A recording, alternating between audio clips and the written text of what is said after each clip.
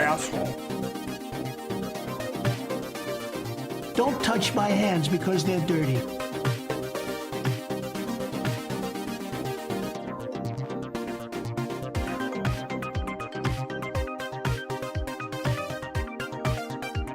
You have the ocean and you have the sun. There's something about that that works. pillows kiss my ass.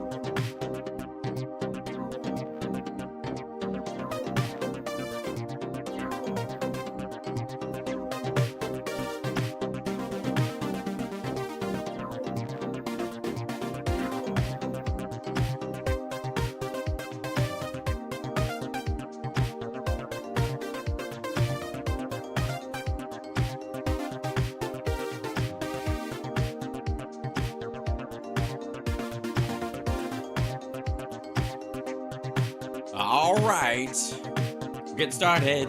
Oh yes, can you hear me now?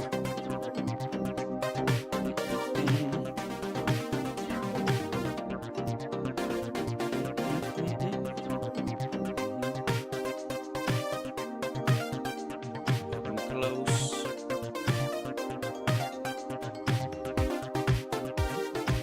Okay, what's this? I think this button will do it. Hold on one second.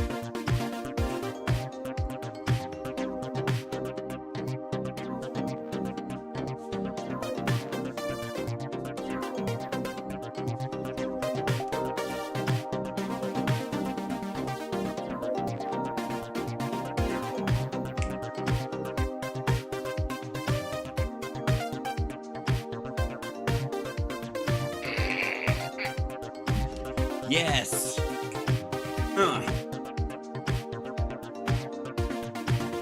All right. Wait, hold on. What's this button do? Oh wait. Okay, that's more normal. That looks about right. That looks a little. I don't know. I mean, I think I gotta say, I think this is a look. Aha! Come on now. What are you doing?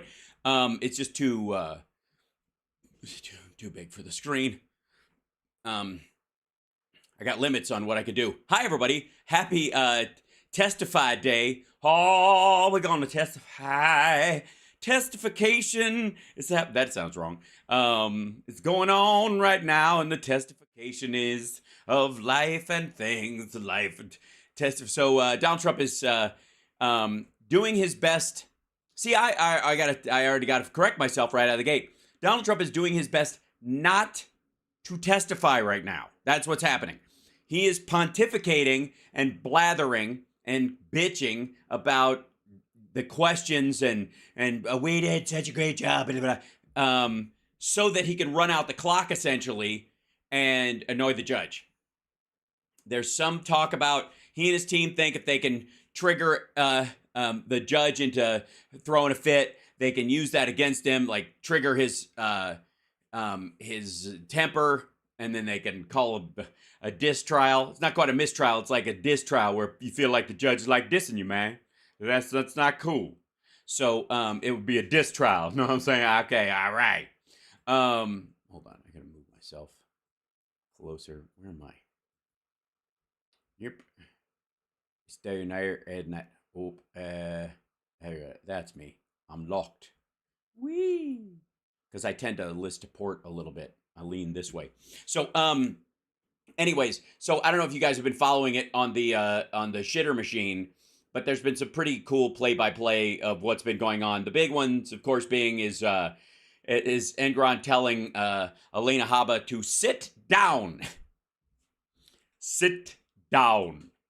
And yeah, because and then there was this part where they're like, he's there to tell his story, and it's like, no, we're not here to hear what he has to say. We're here to hear him answer questions. The fraud part, the argumentative part of this is fucking over. This is the part where we determine just how fucked you are, and that's based on the numbers. Did you sign off on this piece of paper? Great.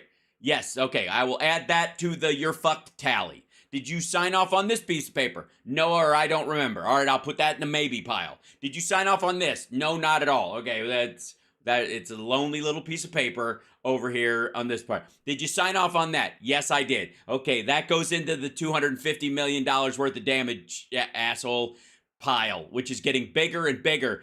And during the part where he said control your client, he goes, or like basically said, get a hold of him or I will. I'll dismiss him as a witness, and I will draw every negative inference from any question that could have been asked by the prosecution. You like that? This is the chance for this dickhead to come in here and show materially that he was not engaged in this fraud. And he's not. He's trying to defraud the court right now. So don't give me any shit. Right? It's pretty great. Also, I gotta say, anybody who's ever been in court or around court, like years ago, I was writing I was going to write a court drama movie. So you can go down and sit through court cases all you want. But because of where I lived and like how much work I had to do, I couldn't get to the downtown courthouse. So there was the little Santa Monica courthouse. And Santa Monica courthouse, most of it, let's be honest, is like financial shit, real estate, that kind of stuff. And these motherfuckers don't play. They don't care. They're assholes to both parties. Most of the time, the people involved aren't there. That's what you find out if you go to one of these. That's just like why Trump could be there or not be there. Doesn't matter. It's all a matter of law. It's not a matter of argument at this point. Did you fill out the form? Yes. Did you fill it out right? No. Okay, well then fuck you. Did you fill out the form? Yes. Did you fill out the form right? Yes. Are we misreading it? Yes, here's why. I forgot to include this. Okay, you forgot to include this? Okay, that goes in the no pile. It's like that kind of shit. It has nothing to do with whether or not you go, Your Honor, as a property owner in this particular vicinity with a long family history, if I may, of growing wheat and corn and barley from the barren sands of lower Santa Monica, you know, in this business, I feel that I'm being crucified in this here courtroom, blah, blah, that kind of shit. Where's my, yeah, that's a good question. Where is my little signature thing? It should be up there in the corner. I'll make sure it goes up there. Hold on. It goes to this. It goes under pictures, image, this. It's under names. Boop. Okay. There it is. I just don't want it to cover up too much of you guys, so it's up there. Ta-da. So anyways, Tara Dublin's going to be with us for the second hour, and let me see if I can. Let me do one thing real quick. I'm going to bring up I wish Threads was further along in people doing their live threading of this. And if anybody has a link for the live threading of this, please send it to me. But mostly it's on Shitter. And like where people are diving into the Trump trial stuff. And I'll see if I can find, he walked out of court today and went like this. I don't know if you saw that. But yeah, here it is. I'll here a little bit of, let's try to open this guy up right here. Go to comms for this. Together, what just happened? He walks out and he does this. Huh. All right, so Donald Trump there making that motion, zipping his lips, not speaking, which is interesting. Which is interesting. In and of itself. It is interesting in and of itself. In and of itself, it is interesting. Interesting. Guys, it's so interesting. It's not particularly interesting, but let's see. I thought this was interesting. I'll show you what was interesting. Was this group of Trump fans outside the courthouse? Man, he must have been so proud when he rolled in there today, and he saw these folks. No one is above the law. No one is above the law. Oh, my mistake. I see. No, that was, yeah, my mistake. Those people don't like Donald Trump, and they're greeting him outside the courtroom. I'm sorry, guys. That was my mistake. I gotta love me some like old NPR readers. But that was pretty great. Okay, short lunch break, 17 minutes. I was going to I've been exposed. Okay. Yeah, and then he came back, by the way. The last couple of times when he'd come back, he's made a statement going in and out. Check this out. Hold on. This is him coming back from lunch.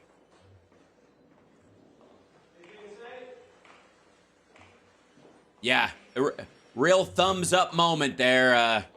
Things are going fabulous. Just that lumbering gait. Just look at him. Lumpa-dump. It's great. That didn't last long. Just lumbering right. Oh, look, there's the bald spot. Look at that. That's not nice. Look, guys, flash bulbs off, please. No flash photography. That's why we ask. You don't need to highlight that kind of thing. He's a man of advancing years. It's not to be ashamed of. But that's I guess during lunch he didn't have a chance to push it back over because it's slipping to the side. You gotta reset that kind of comb over. You can't just let it hang. You know what I mean? That's also, how fucking tall is Alina Habba?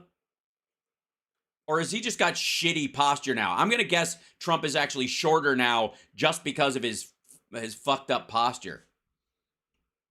Thumbs up is not winning, it's hitchhiking. Yeah, that's it. He's like, get me the fuck out of here. Anybody going to Atlantic City? Well, definitely not Trump. Sorry, that was a bad example. That's cruel. That's not nice. Let's see.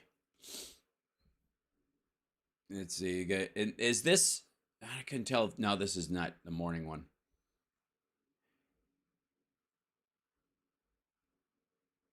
Let's see. Yeah, so this is my favorite part this morning, I have to say. I gotta say. This is my favorite part of the morning. It's, so, there's this moment where they're back and forth. He's talking about 40 Wall Street. 550 million is a very low number, Trump said, of the property. All you have to do is look at a picture of the building and say it's worth a lot more money. You want to put up a picture? Whatever the fuck that means. Dude, there are gorgeous buildings in New York that ain't worth shit right now because no one will rent them or live in them. Corporate, especially like, like business rentals, corporate rentals are in the toilet because of all the people working from home and because of the diversification of the workforce and all that kind of shit. It's stupid. Yeah, look at the Flatiron building. That fucking thing can't do it. Nobody can do anything with that. Habba's 5'6" because they look like close in height. Anyways. 550 is amazing. All you have to do is look at a picture. No, you don't have to look at a picture, dumbass. You absolutely do not. How many units in it? How many are vacant on the regular? How many are full on the regular? How many long-term, multi-decade leases do you have? The function of the building. Whether or not people who walk in there would actually want to fucking rent the thing, would they walk in there and go, this place is, it looks nice from the outside, but this is ass. I'm not gonna, all that factors in. The fact that this asshole says all you have to do is look at a picture of the building and say that's worth a lot more money. You want to put up a picture? That is so wonderfully, amazingly stupid. You know how I know? Because the fucking Trump Taj Mahal, I'm sure looked fabulous. From the outside. I mean, it smelled like a septic tank inside and they couldn't keep somebody in one of the hotel rooms for 2 nights in a row unless it was paid for by his dad, but whatever. Okay. Engoron interjected again, telling Trump attorney to take control of his client, which is great. Hold on one second. I gotta do this real quick. There we go. Stretch out, you silly. Okay, there we go. He goes, Engoron interjected again, telling Trump attorney Chris Kice to take control of his client. I would think, respectfully, of all witnesses, Your Honor would want to hear everything this witness has to say. No, I do not want to hear everything the witness has to say. Trump shook his head and smiled. I'm not here, and these people are not here to hear what he has to say. We're here to hear him answer questions. It's very simple. Is this an accurate number? It's very simple. Then Trump chimed in unprompted. This is a very, very unfair trial, and I hope the public is watching. Okay, first of all, fuckhead, the public is not watching. You know they're not watching, stupid. Also, it's not unfair at all. What an asshole. It's so aggravating. So, anyways, he kept mumbling under his breath, it's so unfair. It's so unfair. It's so unfair. Let's see. I'm going to get to the latest to see if they're back up to the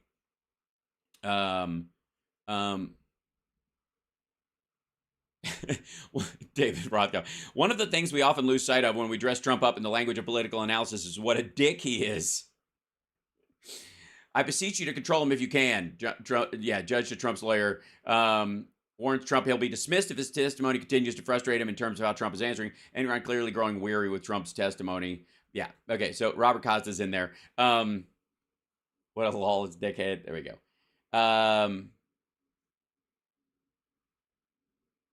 It's this one. Okay. Trump, every court in the, okay, this is,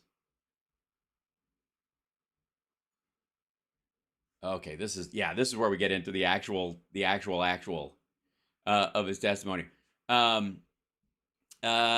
They came back after this. He threatened to excuse him and draw the worst conclusions, any inference from any question that he could possibly come up with.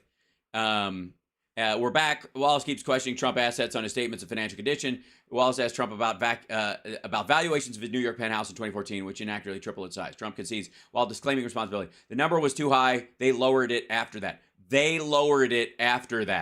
I thought it was too high. I don't know what's too high anymore. He claims that the number wasn't too far off when you add rooftop access. You know, technically speaking, the sky, all of it, everything straight up and whatever you can see is part of my apartment. You could say that arguably the visible sky around Trump Tower in any direction is technically part of my apartment. Trump, they took 10,000 feet per floor and they went times 3, but they didn't take out elevator shafts and different things. All right. Again, I said this, when we were talking to Glenn, but I guarantee this dumb motherfucker heard that like when it's probably, what was it, 90, I don't know, 92 to 94, somewhere in that window. There was these stories, I think it was, about Oprah's buying 3 floors in this building in downtown Chicago and putting stairwells between them so that it becomes like a house and it's 30,000 square feet. And that's where he got the fucking number from, because he didn't want Oprah, this black lady, to have an apartment bigger than his. So he just made the fucking number up. AG counsel moves on. He shows Trump language describing it as an exclusive private club. Asked if that was true, Trump responds, yes. Whether it's a club or residence is a key issue in the case. Yes, because if he declares it a residence, he can't get the tax breaks that he gets. And if he declares it a private club, he can't modify it and sell it for more money later on because it can only be that private club forever. He's fucked because he painted himself into a bullshit corner. The financial statement also notes that Mar-a-Lago is wholly owned by a limited liability company. It's not even his in that regard, right? Asked whether he now believes, and by the way, of course, he's got an LLC. What are all these shadowy LLCs, right? From James Comer. Asked whether he now believes Mar-a-Lago is worth $1.5 billion. He responds, I think between $1 billion and $1.5 billion. So yes. Now, keep in mind, if somebody buys the same amount of space in houses to the south of Mar-a-Lago or to the north of Mar-a-Lago.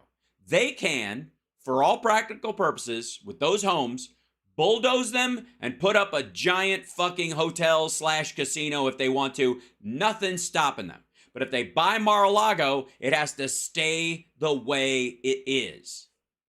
They can't add anything to it. Even if, by the way, years from now, and keep the tax breaks and not have to sell the thing because he couldn't afford it if he had it as a resident, because it would be established based on the residency around him. There's two giant fucking, on either side of Mar-a-Lago, you got two giant hotel, casino, apartment, condo buildings or whatever the fuck, and Mar-a-Lago's just like in the middle of it. They still can't do shit about it. Just saying. That's why. He goes, the club and Trump intend to forever extinguish their right to develop or use the property for any purpose other than club use. Intend doesn't mean we will do it. Trump parses. Intend doesn't mean we will do it. It says on my paperwork, I am Polish. I'm full of shit. I just, I pull this on everybody. Every piece of document I bring out, if you think about it, yeah. So that remark may rank up in the annals of presidential testimony with Clinton's. It depends on what the definition of is. Trump, I don't think so. It says intends. If someone wanted to change it later, Trump says, I believe they would have the right to do it. Well, I intended to do it, but I intended later not to. I was what was referred to as lying. Yes, yeah. Trump has shown an interview of him saying that the Mar-a-Lago Club is a great success, and it will forever be a club. And the reason he said that was because tax purposes. He said it as bravado, not legal intent. So you're full of shit. You're just bullshitting everyone. Then, asked if he got tax benefits from being a club, Trump answers yes. I've never seen anybody get a tax break for bravado before. Shit, I should never have to pay taxes again. Question turns to Aberdeen. Some of the AG's counsel that he's following his lead, and if he wants to let the witness ramble on with unresponsive answers, he'll do that. During the break, by the way, somebody let Engoron in on the idea that they were going to try and trigger him to scream at them and then say, this is an unfair trial, we mistrial, blah, blah, blah, and try to take it up now, granted, it only would work for the punishment part of the trial. Maybe they'll try to get the fraud part undone, but they're not going to be able to retry this anywhere else. Anyways, and win. His answers will be just as stupid in another courtroom. It doesn't fucking matter. Keiss defends what he describes as Trump's brilliant response. Oh, God, the ass kissing. Are you aware of any valuations of the statements of financial condition for 2017 and 2021? Trump, I'm worth billions of dollars more than the financial statements, and anything off would be non-material. The judge rejected materiality arguments before the trial. That means that anything that's off is because people disagree with how much my brand is worth. I'm so much more exciting to be around, and everybody wants to be around Trump. That's his argument. Okay. Trump returns to the disclaimer clause and worthless statement clause in a lengthy monologue. Again, an issue decided against him before trial and brought up apropos of nothing. Trump says the disclaimer clause is upheld by courts across the country except for this particular judge.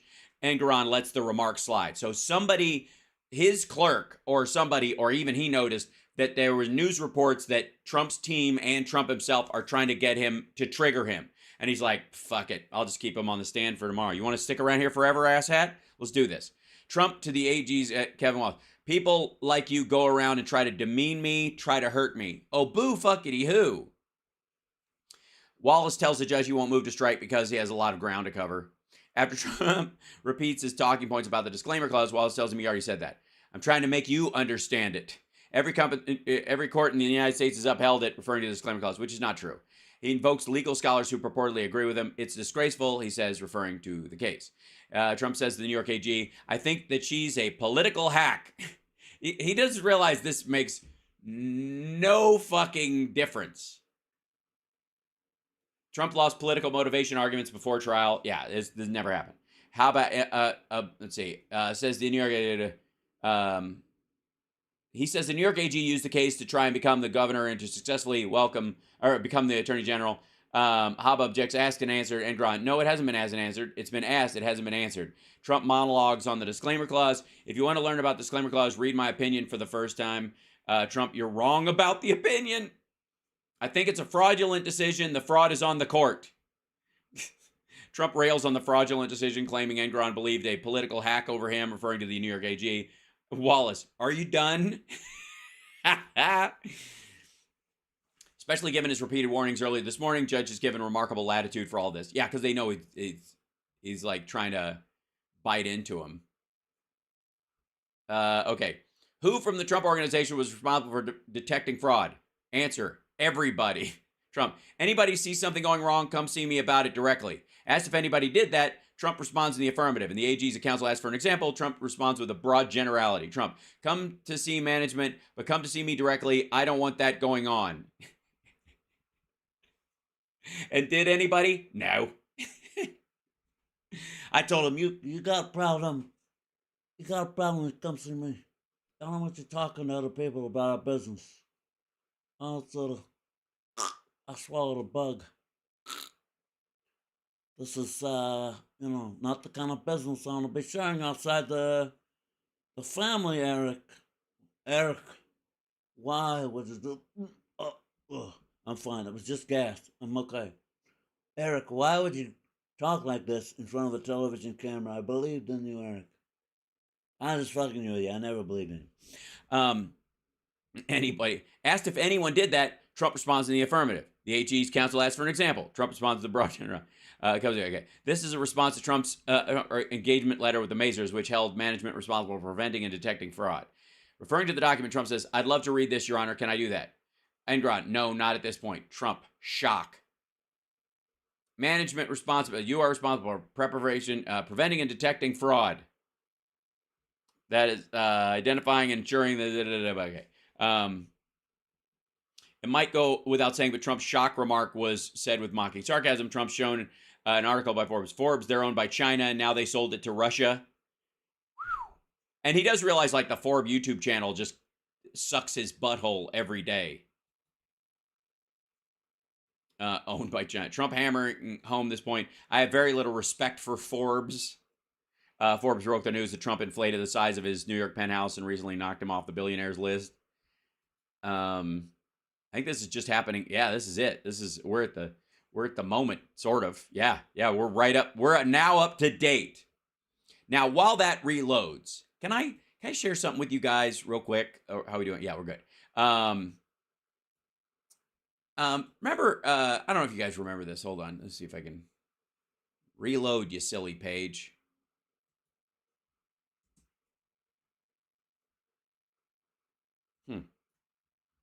Weird. Well, let's look at this. Okay. You guys remember Taj Mahal, Trump Taj Mahal? And the fact that he bankrupted the casino. And while he bankrupted the casino, the parent company that owned the casino that he was getting a salary from to run and had put none of his own money, put borrowed money into it, but most of the other money came from other investors who got fucked into a cocked hat, including his father. At one point, his father tried to bail him out by buying chips and never cashing them in. He bought $3.3 million worth of chips yes, that's true. He bought $3.3 million worth of chips. Fred Trump did, senior. And then he never had the intention of cashing them in. Basically just to flood the $3 million interest-free loan into the company. That's money laundering. That's $3.3 million in money laundering. Now, on top of that, let's see. I'll open this up. Maybe it'll. Yeah. This idea that his dad gave him $1 million and started off in Brooklyn. My father gave me a small loan of $1 million, which is already his dad was constantly bailing him out. Like he was getting he had a revolving line of credit with his dad. Let's be abundantly clear. And let's see. Yeah, this is Yeah. So he got $3.3 million. Oh, you can't, you rat. He got $3.3 million from his dad in these things, and he got fined $30,000 for it. Why in the world would you even bother to pay interest on a loan like that if you could just set up a scheme like that? I mean, this isn't even a question, by the way. This is just, and all the folks who are like, the Biden crime family, blah, blah, blah. Like, they know about this stuff. They just don't care because they think it makes, they think these, like, getting repaid by his brother makes Biden a criminal mastermind. But I guess in Trump having made money this way through money laundering makes him just smart. Yeah. Yeah, here you go. This yeah.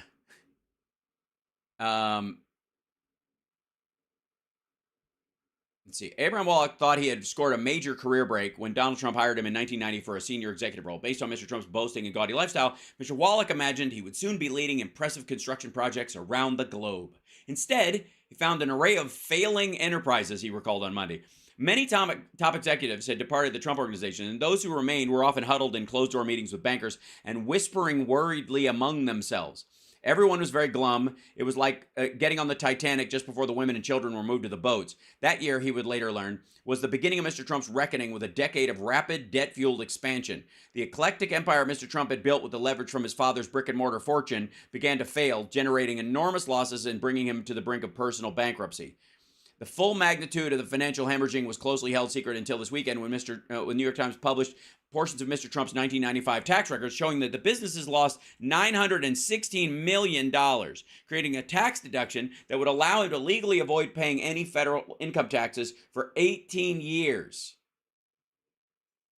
For a single businessman to declare losses approaching $1 billion is so extraordinary that it caused several accountants and lawyers consulted by the Times to blanch. The precise breakdown of that figure, specifically which Trump enterprises were responsible for how much, remains murky, hidden in a schedule attached to Mr. Trump's returns that has not become public. But a review of the public records and interviews with those who were present makes clear that it was decisions Mr. Trump made at the helm of his business empire during the 1980s that led to its nearly imploding. Mr. Trump, the Republican nominee for president, portrays himself as a self-made man. At one point, the balance of his personal bank account was expected to drop below $1 million. Oh, boo fuckity who.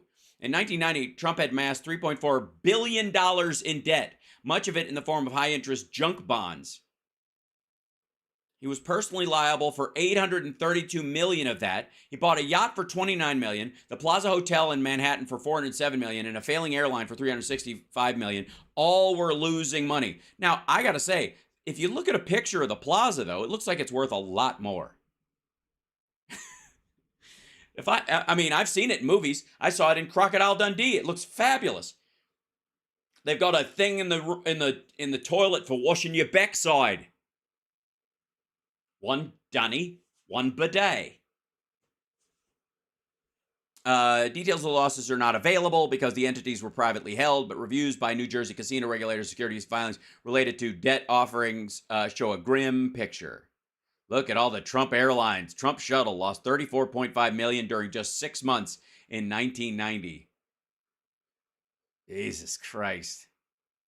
The Castle Casino in Atlantic City recorded a total loss of $93.2 million in 90 and 91. The Trump Regency Hotel lost $8.3 million in 91. The Trump Plaza Casino lost $29.2 million in 91.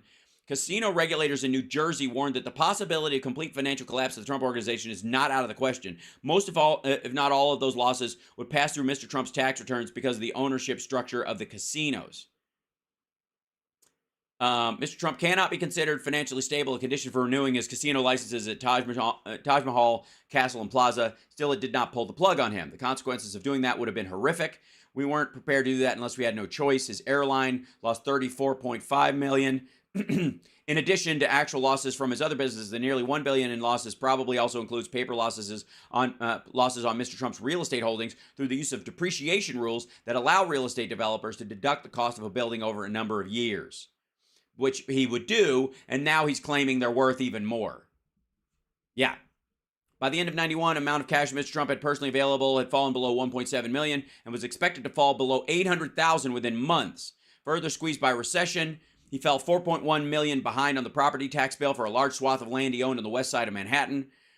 He promised to make up for the cash shortfall of the sale of condominium units in Trump Tower in Manhattan. That did not generate enough money. He filled a hole in his balance sheet with an unforecast receipt of funds from certain family-owned properties in New York City, apparently referring to fees from properties his father had built outside of Manhattan. At the end of 1990, Trump was facing $18.4 million interest payment. His father sent a lawyer to the Castle Casino to buy $3.3 million in chips and leave without cashing them, providing the son with an infusion of cash. Yeah, that's money laundering. That's what you would call money laundering. 1993, Trump was still in dire straits. He dispatched a company executive to ask his siblings if he could borrow $10 million from their trust. Mr. Trump received the loan. He got another $20 million the next year, which he lied about, but it's on his taxes. Mr. Trump had negotiated reduced interest rates on some of his loans, partially by agreeing to give up money-losing enterprises, including his airline, his yacht, his stake in the plaza. His lenders forced him to live for a time on $450,000 a month. Oh, the poor guy. That's rough. I mean, I think most of us could squeak by. Yeah. His lenders forced him to live for a time on $450,000 a month. Yeah. In 95, Mr. Trump began In 95, Mr. Trump began the transaction that would eventually free him from his financial travels. He took his struggling casinos public, selling stock to raise money and shifting his personal debt into the new company. The company continued to lose money and underperform its competitors, but Mr. Trump was paid roughly $45 million through 2009. He took these failing casinos that he knew weren't making money public, and he was able to get investors from God knows fucking where. I don't know either. Mr. Wallach, who left the Trump Organization in 2001 to deal with a chronic shoplifting and theft problem. What? Wait. Hold on. Mr. Wallach, who left the Trump Organization in 2001 to deal with a chronic shoplifting and theft problem, said the change in the organization was palpable. Trump began to regain his footing and focused again on real estate, taking steps to ensure he was less dependent on how his cash and personally guaranteeing loans. In 96, the year they were filed, 95, he declared he lost I forget what it was, $195 million. Chronic shoplifting. Hang out. Wait, back up. Former Trump executive had a penchant for theft. Get out of here. What the hell? All right, I have to look that up. All right. What? Jesus Christ. Birds of a fucking feather. Am I right or am I right or am I right? Right. Mr. Trump basked in the glow of news, reporting his apparent return from financial abyss. One such comeback article is in the Times. This just represents the best point in my life, he told the Times. I think it says that what I've been doing over the years has been right. You mean being a massive fuck up, burning your dad's business to the ground and then getting bailed out by the fucking Russians? Something like that? Yikes. Let's see. Finally, received $200 million inheritance appears too high. Fred Trump's descendants born after his death have now been revealed. The Daily News cited family estimates that his estimated worth was 100 to 300 million by the New York Times recently found documents in Queen Surrogate found that Fred Trump in his will divided 20 million among his 4 surviving children, among other distributions after estate taxes. It was contested by Fred Trump, who had passed away. Okay, hold on. For the first time this morning when I was looking at some of these stories, I saw a couple of things. And one was that for the first time, somebody referring to Fred as having committed suicide. I just always, they always talk about how he was, I don't know, he was an alcoholic and he passed away. Hold on.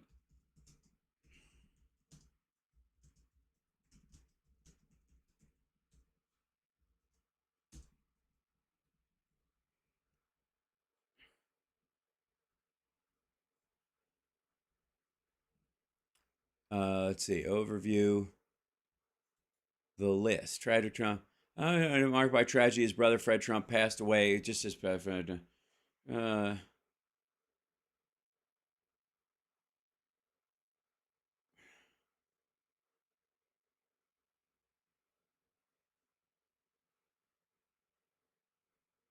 would regret his pressure, the pressure he put on his brother.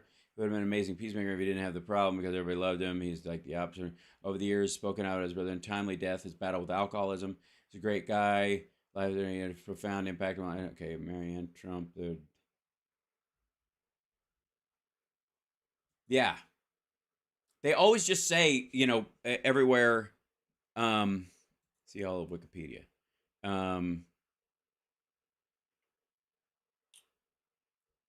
Died right after the day after my 12th birthday.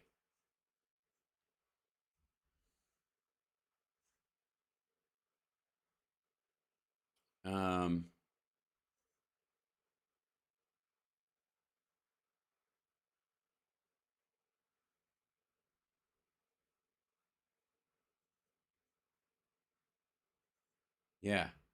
I can't no, I don't think he's suicided by alcohol is not the point. Okay. 70 after a series of domestic incidents.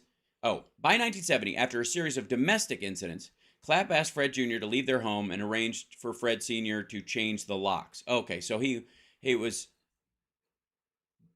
Fred Jr. was violent towards his wife. And she asked him to change the locks. When his alcoholism prevented him from continuing to function as a pilot, he turned to work his father's business. He eventually moved into an unfurnished attic of his parents' house. Once again, did maintenance at Trump Properties. Okay, it says at age 42, he died from a heart attack caused by his alcohol use. What a weird...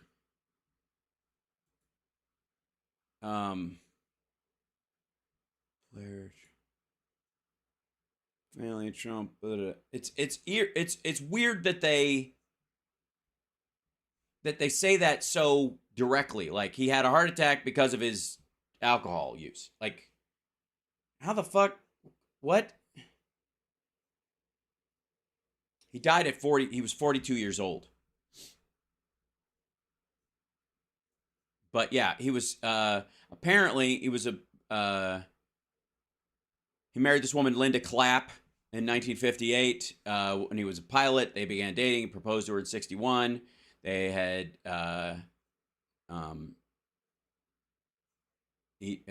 take over his real estate business.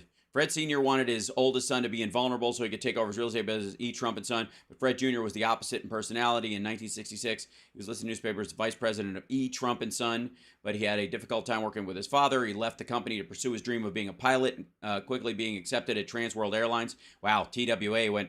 all right, which created tension with his father, according to Fred Jr.'s daughter, Mary L. Trump. Her grandfather dismantled him by devaluing and degrading every aspect of his personality. Both Fred Sr. and Donald mocked him for his decision to become an airline pilot, comparing it to driving a bus or being a chauffeur. Your dad died of a heart attack at 47. He was an alcoholic too. I'm sorry to hear that, Mary. I just find it very interesting that they make that direct distinction. Dude was living in his father's attic when he passed away. There's a myriad of reasons why you can have a heart attack in that. Now, real quick, before Tara Dublin's going to join us at the second hour, you know how there's been a lot of talk lately as Greg Kelly and James Comer and others have been holding up these sweepstakes size checks from like James Biden to Joe and all that shit, and like, it's hanky loans for $240,000. So first Sarah Biden pays it back $40,000. Now this all happened when he wasn't in office, but who gives a shit? But meanwhile, if I may, let me take you back in the Wayback Machine again to this little tidbit. Trump's tax returns expose. Let's see if I can blow this. Hold on, let me blow this up. Expose sweetheart loans for Ivanka and her brothers. I'm sure it's probably less than $240,000, I would say. Donald Trump's tax returns show he extended sweetheart loans to his 3 eldest children, Don Jr., Ivanka, and Eric, saving them a small fortune while adding to the intrigue surrounding former president's tax maneuvers. Congressional investigators flagged the loans last month in a report questioning whether they constitute disguised gifts and suggesting they deserved further investigation. Shortly thereafter, the House Committee on Ways and Means released Trump's tax returns that allowed Forbes to analyze the document. Of course, Forbes is owned by China, now Russia, and they don't like it, and whatever. Alongside Donald Trump's personal balance sheets and figure out the interest rates of the loans. By the way, they calculate the interest rates of these loans based on what they assume. It's not actually written anywhere. It's not that, okay, this is going to be this much interest. They just said how much they paid back of something else, or they paid to him from something else. The younger Trumps owed their father a collective $4.55 million and paid him roughly $50,000 in annual interest from 2015 to 2020. This is what you would call keeping up appearances. So what you have is he takes this money, loans it out to them. It becomes a liability for the company, and they don't have to pay tax on it. The kids get to spend that money, and they don't have to pay taxes on it because it's a loan. It's a liability for them. They have to pay it off. Technically, the Trump side of it, it would be an asset in that they're going to make interest on it. But since it's 1.1%, it's fucking nothing. It's below the tax they would pay, that the Trump organization would pay on that money alone, its existence. Because as soon as you get it, you just loan it right out. And then they hold on to it. They can spend their money. They basically get this sort of like a salary in loan form. It's how Elon Musk pays himself as well. He borrows money, and instead of taking it off of his stock and other shit, and then he lives off the loan and really never has to, and does this rotating pay it back thing. It's never going to be paid back in full. It doesn't matter. You just outrun the end of the loan. And that's what they do with these things. It's all horseshit. So they paid $50,000, roughly $50,000 in interest from 2015 to 2020. So he gives them millions, and they give him $50K a year. Cool. Nice work if you get it. That figure suggests the heirs paid an overall interest rate of about 1.1%. No. It presents the idea that this is a smokescreen payment to make it look like a loan. Such a low rate could raise concerns for those familiar with the intricacies of the tax code, since the Internal Revenue Service polices the rates that parents can offer their heirs, which is why the James Biden, Sarah Biden stuff, brother to brother, is different, but whatever. Because you can transfer wealth to your kids, and the idea is that they'll just keep it until, if you're going to die. If it's your siblings, the idea is that they're in your same age range. So this type of tax dodge or shift doesn't quite work unless you're just in really ill health and they're in great shape or something and you hate your children, which is also possible with Trump. Such a low rate would raise concern. Okay, wait. Every month, the IRS publishes something akin to minimum acceptable rates, which over most of the period in question stayed well above 1.1% for long-term loans, defined as those set to last more than 9 years. Now, this is the issue that the Bidens don't have to deal with. You don't have to charge any interest rate for any loan that's less than 9 years. And this goes, does anybody know? Does anybody know where that shit comes from? Does anybody know? From the Bible. It comes from the Bible. Okay? It does. It comes from our Lord God Almighty, Jehovah Yahweh, whatchamacallit, up in there. Whatever you want to name, everybody's entitled to their own unique mistake. I got to tell you. It's because it's in the Bible. Because the usury laws are about 7 years. So it's basically 7 years plus 2 years of litigation and other shit. That's right. I'm dead serious. There's some Judeo-Christian values that the Trumps believe in. Let me tell you, because it's in the Bible. It's in the Bible. So for more than 9 years. And since there was never a structure for it to ever be paid back, wah fucking la. Meanwhile, Joe just lent his brother money for a couple of years and he paid him back. You don't have to charge interest on anything under 9 years. You don't. Biden's covered. Like, none of this makes seriously. Unless he loaned him the money when he didn't have any money, which is hilarious. So Donald Trump's balance sheet suggests that his kids owed him money for more than 9 years.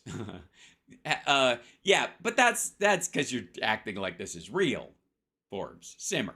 So how did the Trumps manage to pay so little interest? Borrowers are allowed to pay lower rates on shorter loans. If the loans technically come with abbreviated terms but were repeatedly refinanced to effectively extend them, Don Jr., Ivanka, and Eric could have theoretically borrowed from their father over a long period while still taking advantage of lower rates. In emails to Forbes, Eric Trump seemed to hint at such a play, responding to questions about how he and his siblings could have legally paid so little interest by sending tables of historical rates for midterm loans, those set to last 3 to 9 years, and long-term loans. He then added in separate measures, please don't assume they were long-term. Please don't assume. Please don't assume they were long-term. When did you get the loan? 14 years ago? Ah. Yeah, but we pretended to pay him back every 3 years. How? We wrote a piece of paper that said, here's the money, and then he wrote a paper that said, here's the money back. Fucking stupid. Oh my God. So anyways, anybody wants to talk about James Biden and Sarah Biden borrowing $240,000 for fucking upkeep on their house or whatever the shit they did, or to invest in something because it was a once-in-a-lifetime opportunity or whatever the shit, doesn't fucking matter. The money window is so much fucking shorter because I got news for you. This was in 2017.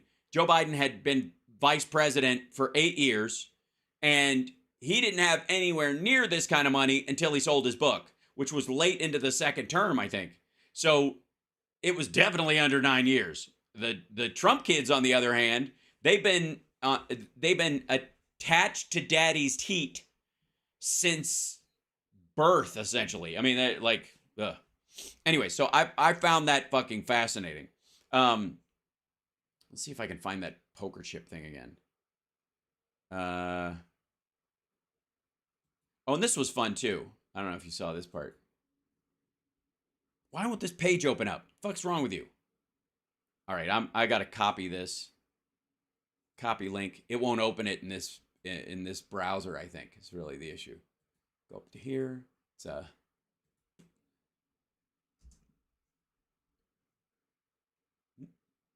what in the world? Hold on. First of all, I'm going to open that up. Then I'm going to go up to here. And then I'm going to go grab copy link. Then we go over to here. We go to this. And we paste. What the fuck? What are you doing? All right, hold on. I'm just going to have to do a straight up search for it. Okay. Let's see. Trump, Taj Mahal, settles money laundering claims. Yeah, here we go. Look at that. Shit. Okay. Let me drag this down so you can take a look at that. There you go. Here's a story for you. Kids today. Am I right? Am I right? Also, hold on. I'm going to open this up so that when Tara shows up, she can see me and what's going on. Yeah, here you go. Trump Taj Mahal Casino settles U.S. money laundering claims. Yeah, this isn't hanky at all. I got to clear the cache. Is that what it is? Oh, maybe so. I think it might be the fact that there's an ad blocker on the other thing. But anyways, yeah. The parent company, the parent of Trump Taj Mahal, one of Atlantic City, New Jersey's struggling casinos, one of them, has settled U.S. government charges that it violated federal laws designed to thwart money laundering, court filings show. Trump Taj Mahal Associates, LLC, all these shell companies, man, agreed to the assessment of a $10 million civil penalty by the Treasury Department's Financial Crimes Enforcement Network, according to a proposed consent order filed on Tuesday with the U.S. Bankruptcy Court in Wilmington, Delaware. The penalty will take the form of a general unsecured claim in Trump Taj Mahal bankruptcy. So they didn't even get cash. They just got that money set aside in the bankruptcy, which they never got. So he got to draw money from this casino, stiff fucking everybody, get busted for money laundering. And ultimately the fine he was supposed to pay, the civil penalty, $10 million, was put in the bankruptcy thing in a list of other, ninth on the fucking list of people who get paid out from something that wasn't going to happen, money that wasn't going to occur in the first place. In exchange, Taj Mahal admitted to have willfully violated reporting and record-keeping requirements under the Federal Bank Secrecy Act of 2010 to 2012. Ancient fucking history. Ancient history, people. Come on.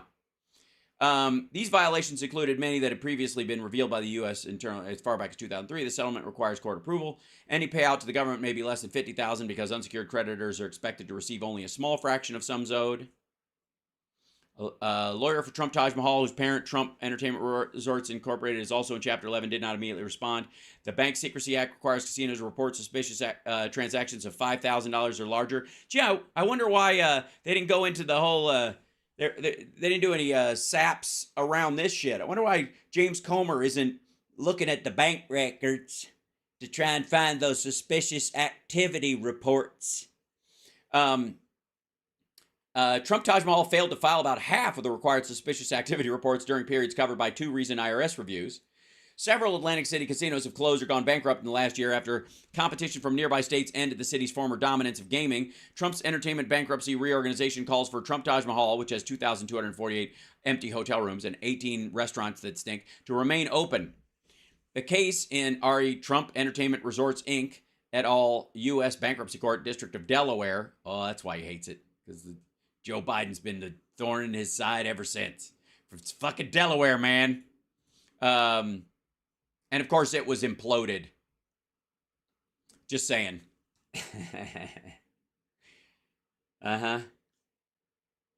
Trump Taj Mahal Casino settles money laundering claims. And for those wondering, yes, this will be added to Operation Pineapple. Yeah, this is why they want to defund the IRS. Absolutely, this is why. This is totally why. Because if they keep digging, they're going to find out that he doesn't have anywhere near the money he says he does, and all of his money's been coming from overseas since that big bailout in 1995. There is a movie on the level of The Big Short around 1995 that involves like financial intrigue in Russia and China and a bunch of sketchy fucking places. And no, court is not over yet. We're going to check back in with the tale of court in a moment, but I believe... Let's see if Tara is joining us. There she is. I see her. I will grab her right there and pop her in there in 1 second, if you know what I'm saying. And I think that you do. Let's see. Take this out. Dunk. And we put in, Tara's got her own little namey thing. And hashtag Rip Portland. There it is. And... and I'll pop her in there real quick, and there's so much to cover. I'm sure she's been looking at it. We'll look at some of it as well. But right now, ladies and gentlemen, if I may, welcoming to the show, Tara Dublin, who indeed does rock. Ladies and gentlemen, there she is. I don't see any audio coming. Thank you so much. Oh, there it is. Here's Maxine. Oh, Maxine, who is the Max, I got to say. She is. She is. And Duke is over here, too, so don't be surprised if you see him. Also, I'm getting that echo. Oh, that should end on its own. One would hope. Oh, wait. Sometimes. Is that you're like down east? So, yeah, we'll fix it. Your mayor of East Town accent. So we can get a kook. Mm-hmm. Shit, you're not getting that. We go down the shore. Yeah, oh, wow. That's a really loud echo. I'm sorry. I'm working on it. I'm fixing it. I'm working on it. It's okay. It's okay. I know why. Hold on. Hey. I got it. Solved. You got it? Hold on. There. Check for me. Check. Yeah. That's proper. That's what I do. So, welcome to the show. Lovely and talented Tara Dublin. We were just looking at, and I don't know if you saw this when I was coming in here, but... the bankruptcies? Yeah. Hold on. I got to take Johnny Million's name out from under you because it's downright improper. I would like millions. I deserve millions, but yes, I we can get back to that later. Speaking of millions, Donald Trump is not worth millions, plural, I don't believe. No. And who bankrupts a casino? I believe we touched on this previously. Yeah, it takes work. A casino prints money, literally. They create money. They're about money, and the house always wins. So how does a house go bankrupt if the house always wins? Yeah. Unless you meant for it to fail. Right. You know, like Yes, the I do. producers, but actually the producers, because the producers intended to fail and make money. Well, they but I they don't discovered know it what accidentally. Donald Trump intended to do. Yeah, and then they accidentally become a hit. So it's like he went in with the same intention. I'm gonna make this the worst possible casino. People are gonna complain about it. Okay, that didn't work. How can I make it implode now? Right. So Well, my he wrote- parents used to go to the Taj Mahal when I was growing up. They used to Wow. go see Joan Rivers. Like Joan Rivers would Sure. perform at a Trump casino, or somebody would perform at a Trump The casino whole and go. space, it smells. Yeah. And yeah, I mean, I could just imagine. Like my mom would even say, only for Joan Rivers would I go to one of his casinos. Sure. Like they were Yeah. not members by any Right. stretch of the imagination. But there was still that time in the 70s and 80s in Jersey and in New Right. York where it was like you could accept him for what he was, which was a chauvinist, overprivileged playboy, Right. throwing his daddy's money around. And that was really that, right? And then he was Yeah. always with some woman who looked terrified to be next to him, and he was always in the gossip columns, and no one took him seriously as anything but like this dipshit who somehow managed to be born Oh, yeah. into money. Yeah. So like this isn't new news, but this is news that's been buried for a really long time, so that people who care about the truth about him forgot about it, because Yeah. there's just so much other shit. What's a he's gish buried gallop on of top it. criminality is his problem. Yeah. He like, I think a lot of people, usually what you try to do is, they used to be what was called cause marketing that people would use to get out of trouble, which is if you get in financial trouble or you get into trouble with the law or you have some sketchy, Russell Brand shit, what you do is immediately throw yourself into every charity, high profile charity thing that you can possibly be seen around. And Trump has tried this a couple of times, but effectively this is what they would do. They would just throw themselves into like, I can't talk about that. I'm trying to save kids with cancer, which is the Eric Trump sure you are. thing, right? Yeah. And Which it's is why arguably you stole all their money. Okay. what Al Capone did. Al Capone had orphanages, and that was one of the big points about him, was that there were lots of people genuinely helped by Al Capone's orphanages. However, that doesn't mean you get to shoot up storefronts because you're in a turf war over liquor. I'm sorry, Just that's because not how it works. Right. Right. Just because somebody provides an illegal tax shelter doesn't make them a great builder, like Right. we also, right? And we also need to just completely stop normalizing his entire existence, and the fact that as recently as yesterday, people are like, Trump and his team have released their plot to what they're going to do when they're back in office. Shut the fuck up. They're not going to be back in office. Mhm. Eric Swalwell is in Colorado trying to get Trump's name off the ballot. If Right. if that happens in Colorado, watch it happen in other states. And so, what's happening to him in New York right now, that should disqualify him from literally ever running for anything like school board or whatever. Right. The fact that he was found liable of rape. He was found liable of raping Agent Right. Carroll. Should not be And he allowed will to be run again. for office. They're going to have Yes, he another will. trial in January. FEC, Yeah. maybe someone at the FEC could get on the website and update the rules of what you can be allowed to be for running for president. Like, you don't have to raise the age, and there's a lot of things you can leave alone because it's supposed to be available to all American, natural born American citizens. But if you've got a criminal record, I don't think you should be allowed to run for president, let alone school board. So, again, the normalization of everything, and Trump said this, and Trump, who gives a fuck what he said? I don't care Right. what he said. Go by with what Rachel Maddow always says, which is ignore what they say. Watch what they do. I don't care how many accordion songs he plays on the courthouse steps. Once he's inside, he is subdued as fuck, because Engoron will slap him with another gag order or throw him in prison for violating one. Like, he's this close, and he's almost like, I'll go to prison because he wants to be a martyr. I don't give a fuck what he wants. I Okay. don't give a fuck what he says. Mhm. Watch what happens. Let's just watch Right. what happens. Right. I have But to I say, mean, they have nothing else except to say, well, he said this and he said, I don't give a shit what he said. What he well, says right is now a they're trying to lie. turn this into a political farce. And so the more that they can I mean, it argue, already they is think one. but they think they're building an appeal on it, is what I mean. Like, he always turns everything into a political farce. But in this case, he has a strategy with his attorneys because they don't have any other strategy. They can't tell the truth and win. So the other one Right. is like, let's turn this into I'm being attacked and this is just a political attack, blah, blah. And then they'll file an appeal up the hill and try to find a judge that he appointed while he was president to overturn the fraud ruling, to overturn that thing again, which again, he still can't do. I don't know why they're even trying this, because it's not going to work. I know why. I know why. Because it wastes time. Right. It wastes time. It drags out the process. And in the past, if you look back at litigious losers' history of courtrooming, what he has done to every person who has come for him to sue him, every contractor, every person he never paid, everybody who's ever challenged him in court, basically up until Eugene, he just wore them out with appeals and delays and countersuits, and buried them in paperwork to the point where they could not afford to keep fighting their lawsuit because they couldn't pay their lawyer.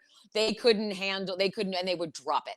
And he thinks that's going to work here, and it's not going to work here. No. Because Letitia James is not going to stop. Engeren's not going to stop. Jack Smith's not going to stop. No one's going to stop persecuting him except maybe Judge Cannon.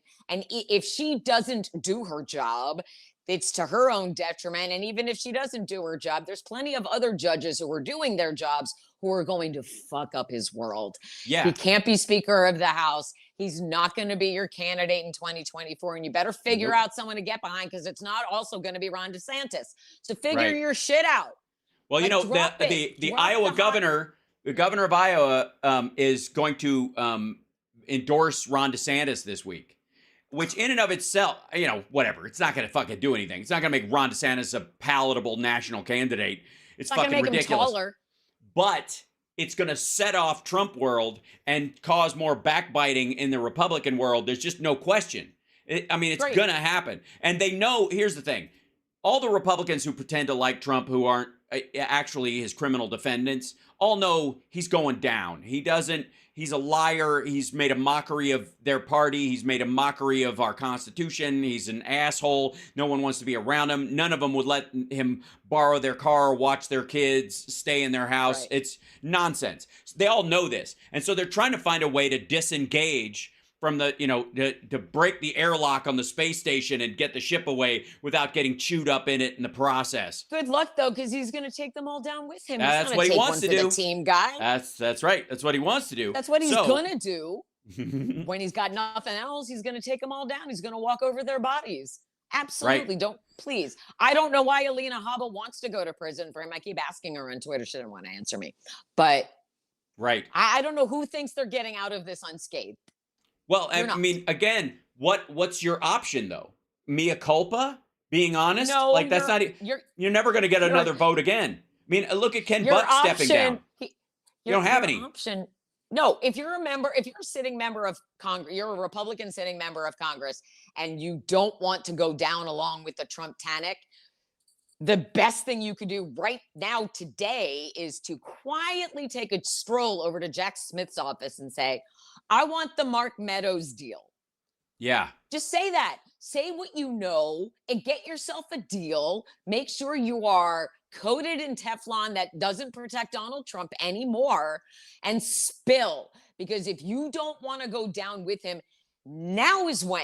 This is like your last possible. You are at the edge of the cliff, right? You have moved the goalposts to the very edge. If you want to go over with Lindsey Graham and Ted Cruz and Jim Jordan, that's up to you, but you're gonna.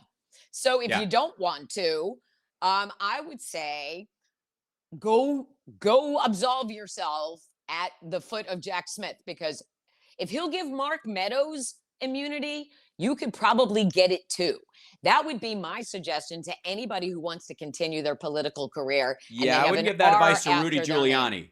I think there are a couple of people who are permanently fucked. He's too far gone. I'm talking about the people who are still in Congress, Yeah. who are like, I'm not really saying anything, but I also better say something or else I'm screwed. You know, like the people you don't really hear about.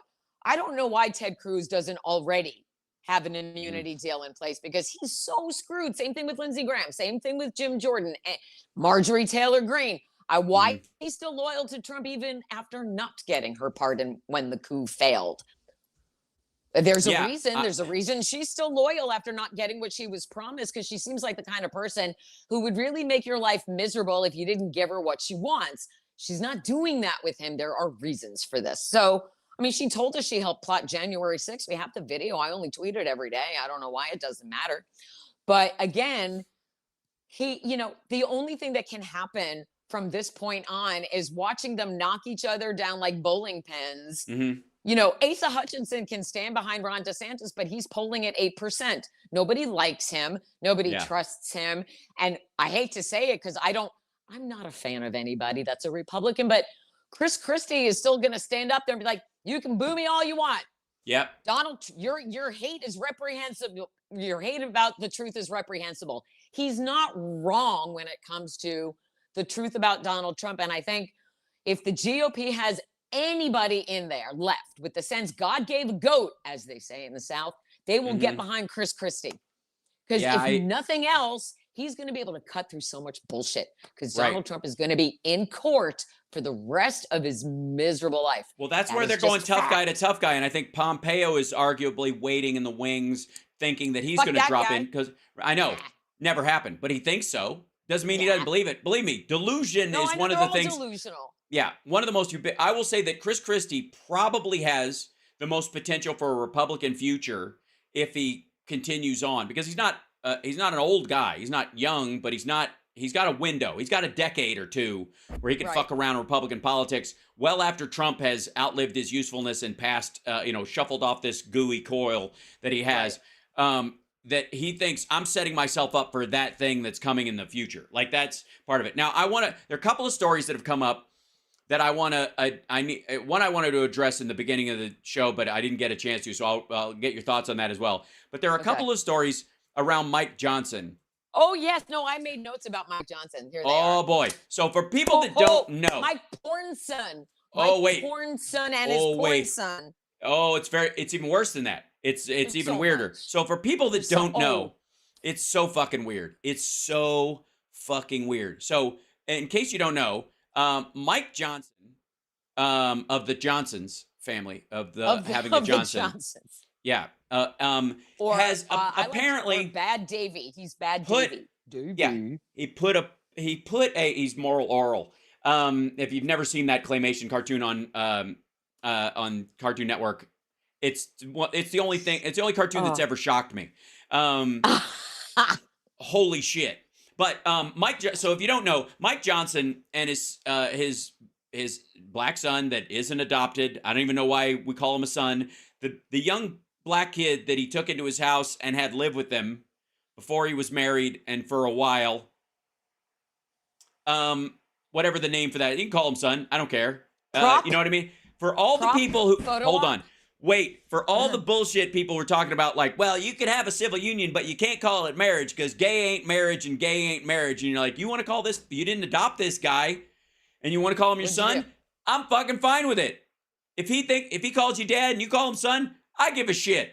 But don't start casting aspersions on my fucking friends who are gay married. So anyways, he and his son, he put an anti-porn app on his phone and on his son's phone, and they basically are like AA sponsors to each other to keep each other off of porn sites. I bet that didn't work at all. I bet that didn't work. Okay, first of all, do you know how?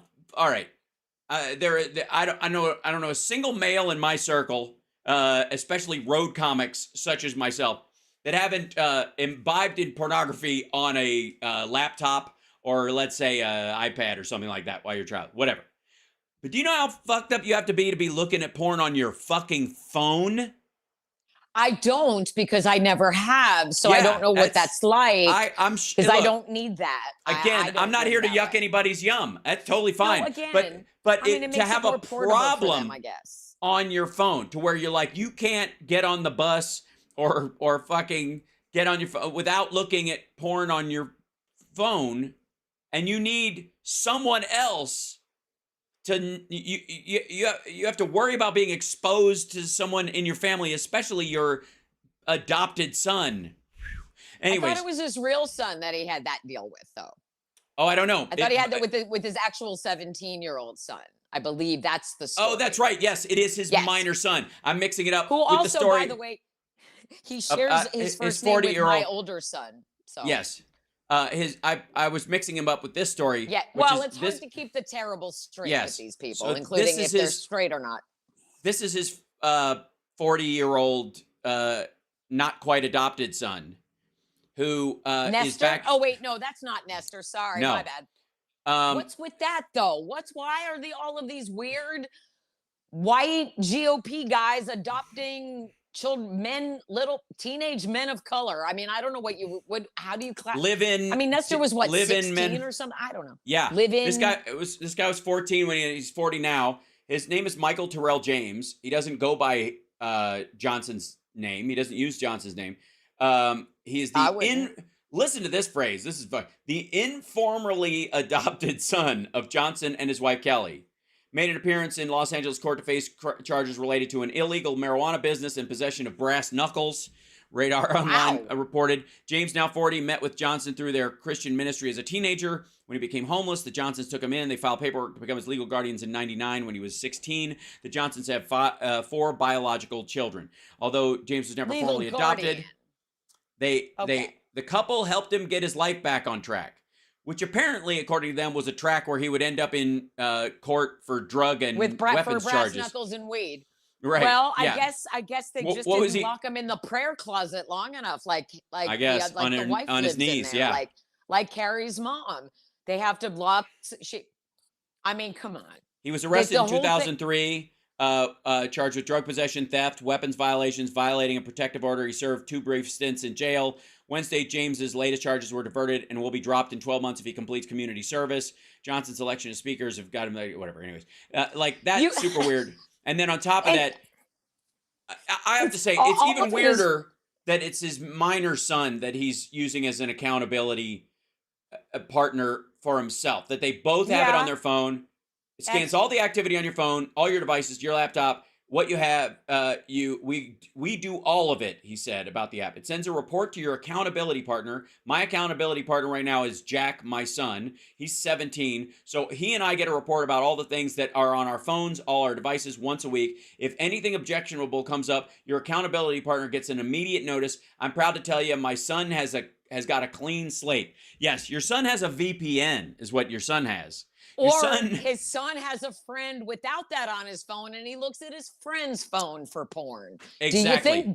Do you think boys who are teenagers full of spunk are not looking for ways to get around what daddy and mommy won't let them do? It is the whole point of being a teenager, is to get around the arbitrary rules. These kids will never know. Create. These kids will never know the treasure hunt joy of crawling under a bed and finding a Playboy. You know what I mean? Like my dad it's too kept easy. his in the night table. My parents had the matching night tables, right? Sure. And so on my mom's side, it was, hand lotion and lady things. And on my dad's side, there was a stack of porn magazines like this, because he was a truck driver, delivered stuff to like 7-Elevens in Jersey, and they could rip off the cover of these magazines and then give them to him for free. So like he would bring me Tiger Beat, and then he would get magazines to beat off to. And so there would be stacks of the magazines in there, and then a can of weed. He's a married man. He's just using a Jumpstart. He just got a Jumpstart magazine in the nightstand. I don't want to think about that. But no, it's just a Jumpstart. It's okay. Here's also this past weekend. Right now, my older son, sometimes you gotta prime the pump. I know. But see, here, if Mike Johnson is concerned about what a normal father-son relationship, now I'm not going to say that my husband is the greatest father on the planet, but I will tell you that this weekend, he and my older son, who is 24, not 17, but still, they're in Georgia right now. We went to he and my ex, Mhm. and I went to the University of Georgia. It was homecoming weekend. He brought Yeah. Jack to Georgia. They went to Athens. They saw the Falcons. They were at homecoming. It was all great. And then they went to the Atlanta Falcons game yesterday. So Mike Johnson, just take your kid to a football game. That's what dads and sons are supposed to do. Not go, did Yeah. you look at any boobies and vag this week? No, good boy. Yeah. Like It's- part of growing up is getting introduced to your man parts, fellas.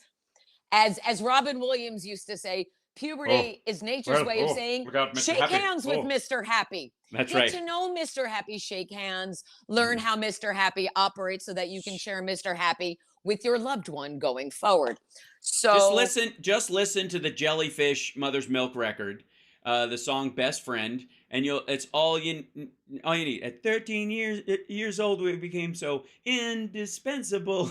At first, we shook hands. We've been always inseparable. He's cinnamon on my toast. We're so close. My Great. hands, And a here's- 5-leaf clover.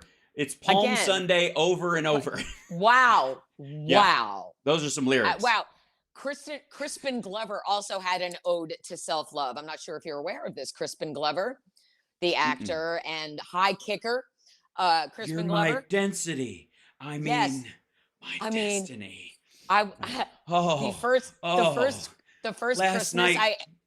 I'm telling you, the first Christmas I ever spent at my now ex-husband's parents because his mother hated me. His youngest brother, who is now who passed away at a young age of 25. Well, first he and his two younger brothers gave each other hits of acid as Christmas presents. So they were tripping. They knew their mom hated me. So they were playing that up. She served the worst meal ever. And then when the Christmas music stopped, she had the younger one go pick out more music. And he put on Crispin Glover's record. And he has this song called Auto Manipulator. And it starts like this. It goes, girls are sweet and women are honey. So beat your meat and save your money.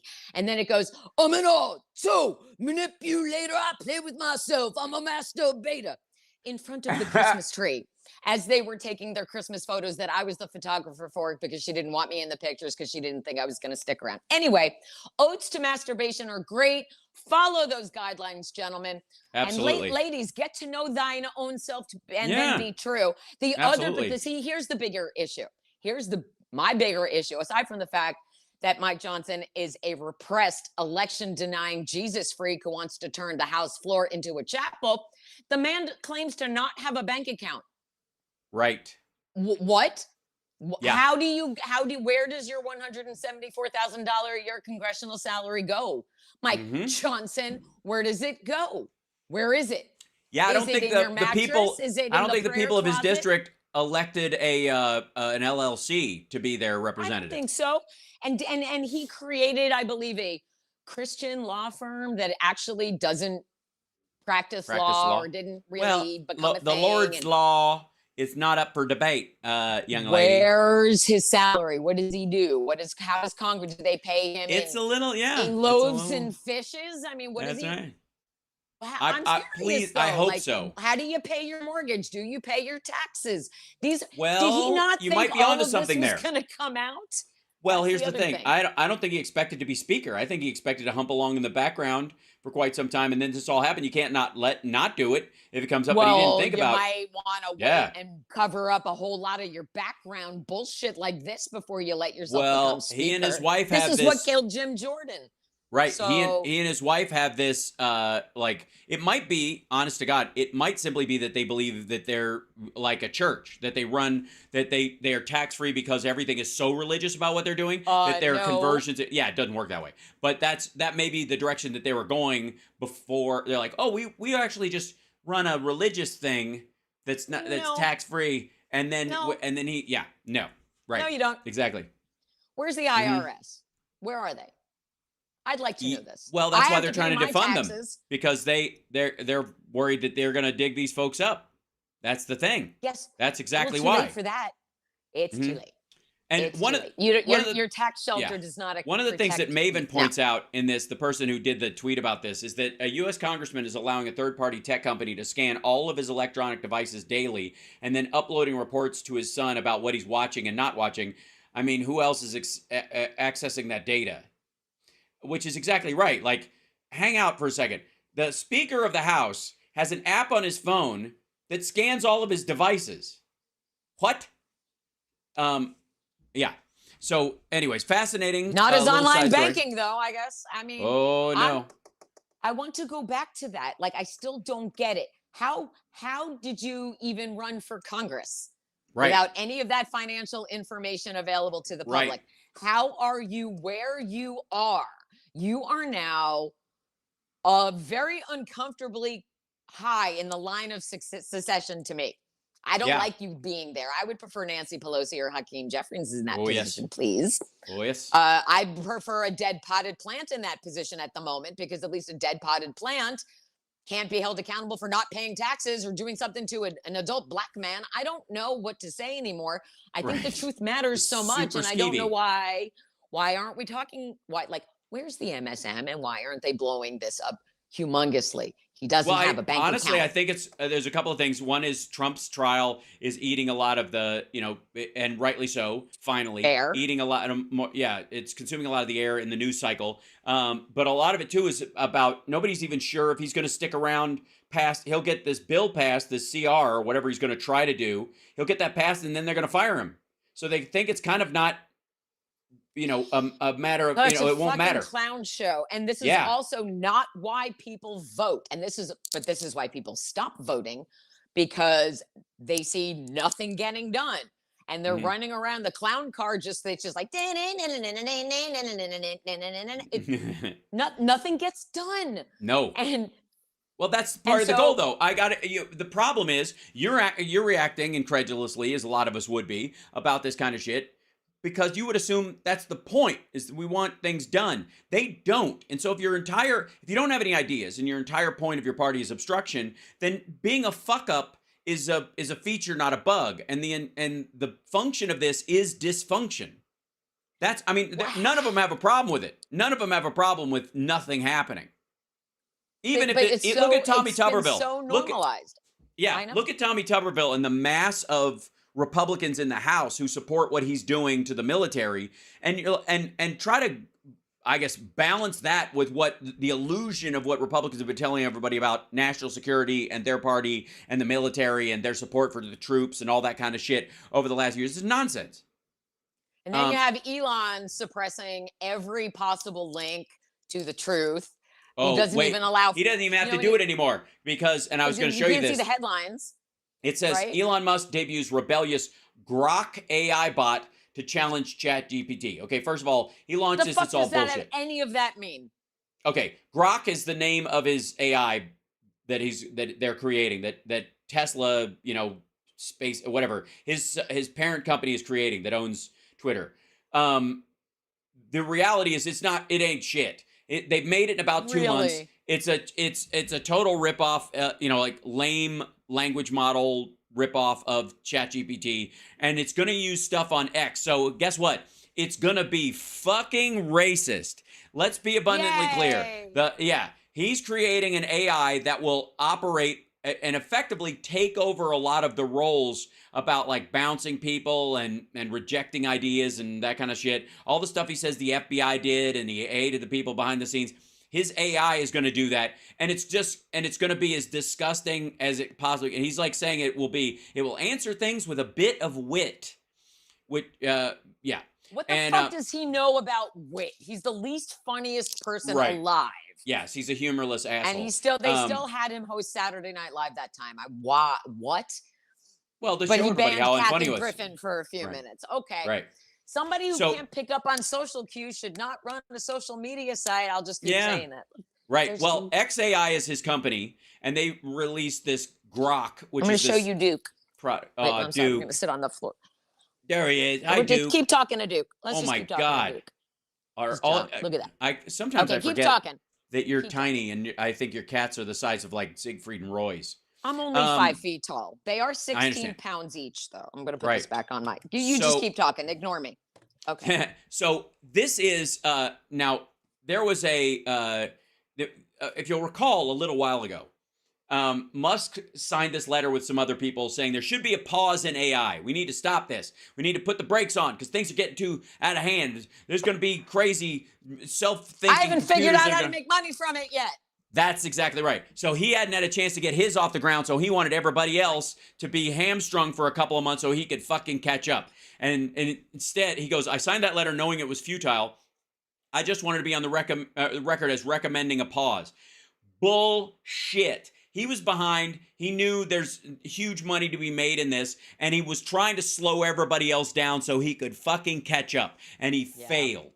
Yeah, I can't remember where I saw it, but people who know about software are finally waking up to the fact that Elon Musk has no idea about what he's doing regarding anything. And there was a post that somebody shared. I saw, and I wish I had the screenshot, but it was like this guy who is a computer programmer wrote, you know, when Elon Musk was talking about rockets, I thought he was a genius because I don't know anything about rockets. When Elon Musk was talking about electric cars, I thought he was a genius. I don't know anything about electric cars. Now I listen to him talk about software. I know about software, and he's a fucking moron. So now it makes me want to go back and think he doesn't know anything about rockets or electric cars. There's a guy, I want to say it's called Thunderfoot on YouTube, and it's almost like the guy's made it his life's mission to burst the myth bubble around Elon Musk being smart at all. Then I love him. Oh yeah. So anyways, this is the line that stood out to me in this article more than any other line. This is fucking hilarious. GROK is the product of 2 months of development. Get the fuck out of here. The same as Elon's micro penis. It only developed for 2 months in the womb, and then it stopped developing. Now, I don't know if people recall, but I was saying that his plan, his plan for for X, for Twitter, was to turn it into basically Weibo, WeChat, the Chinese all-encompassing app where you pay for things with it and all that kind of, okay. And I said this a long time ago when he bought it. I was like, he wants to make Dogecoin, the internal mechanic of it, raise the use and quality of Dogecoin as a crypto because it has to be the through point by which you pay for things no matter what it is. Like if you pay in Deutschmarks or you pay in euros, you pay in yuan, you pay in US dollars, you pay in, I don't think they have Deutschmarks anymore. You know what I mean? I just watched Beverly Hills Cop again. You pay, right? British pounds, whatever it is, it turns into, to pay for stuff internally, it turns into Dogecoin. And then if you want it out, you have to sell Dogecoin to get your money back out. And that will automatically make Dogecoin a functioning crypto. That's his goal. That always works because it's inside this thing. And you have to use it to pay all your bills and stuff. It's a scam. It's total bullshit. So I said this, and everybody was like, whatever, baby. Check this out. Don't you hate it when Musk you're right has and people spoken don't listen to you? of his yeah. Musk has spoken of his ambition to build X beyond its social platform into a do-everything app akin to Tencent Holding Ltd's WeChat in China. No, thank you. GROK would be an essential part of it. No, I'm not fucking paying my bills with Twitter. You fucking lunatic. No. And I'm certainly not going to, if you're going to turn loose an AI on its internals that you've spent all of 2 fucking months putting together. Are you, what the fuck? Would you get into a rocket that you worked on for 2 months? Right. That's fine. It's running. I can hear the engine. This is the financial equivalent of the Titanic submersible. That's what this is. That's what I'm dead serious. I'm agreeing with you. We'll 3D parts of it. We'll get some stuff from fucking Home Depot. We'll slap it together. It'll be fine. That is literally the quality and level of thought and the premises is just garbage. It's fucking lunacy. Now, this is why we need to stop saying yes to billionaires just because they have money. Doesn't make them smart, doesn't make them efficient, doesn't make them good leaders, doesn't make them anybody to admire. Right. Stop it. He didn't earn any of that money. He didn't earn it. He was born into it. And he hasn't really worked a fucking day in his life, just like Trump. And I'm really, really tired of the mediocrity dominating our That's what planet. Trump's based on. Elon Musk is the Trump of technology. He will ultimately be known 100%. as what Trump did with the Taj Mahal. Elon Musk will eventually do with Tesla, SpaceX, and all the other things that he's built. Because he'll sell them off, or somebody else who knows how to fucking run them will take parts of them. That's what's going to happen. I mean, he does it over and over, and he's doing it with Twitter. It's like it's worth a fraction of what it was worth when he bought it a year ago. So I don't know, Yep. I'm naive. I keep thinking, oh, well, it would be really nice if all of the other billionaires who care about the truth or at least their product being shared truthfully, or Right. not next to porn and anti-Semitism, maybe they should get together Oh, and buy and Twitter human and then traffic- hire and good people to run it. And Chinese human That's not gonna trafficking happen, though. ads, for the record. That's the vast majority of shit you see on Twitter these days. Those you see I'm those seeing a ads that lot go of by shit. with Asian women, and you can't read all the thing, and it's just like it's a lot of Right. Asian. There was There's no the, English the at all. ad Yeah. for there was the ad for PragerU's documentary about detransitioning, and you couldn't get rid of that at the top of the. Did you see that? Right. Yeah, Because Elon Musk has a transgender daughter and can't handle it, and he's got to ruin Twitter. He's gonna absolutely yeah, he push blames PragerU and their Twitter, yeah. bullshit. So weird. And we're the anti-Semitism. Fucking Linda Yaccarino's not doing shit because she's too busy hanging out with Paris Hilton. Every other ad in my feed is Paris Hilton and her Right. goddamn heart-shaped knives collection. And so when I see that next to the anti-Semitism I get, which I got as recently as yesterday, somebody called me Sure.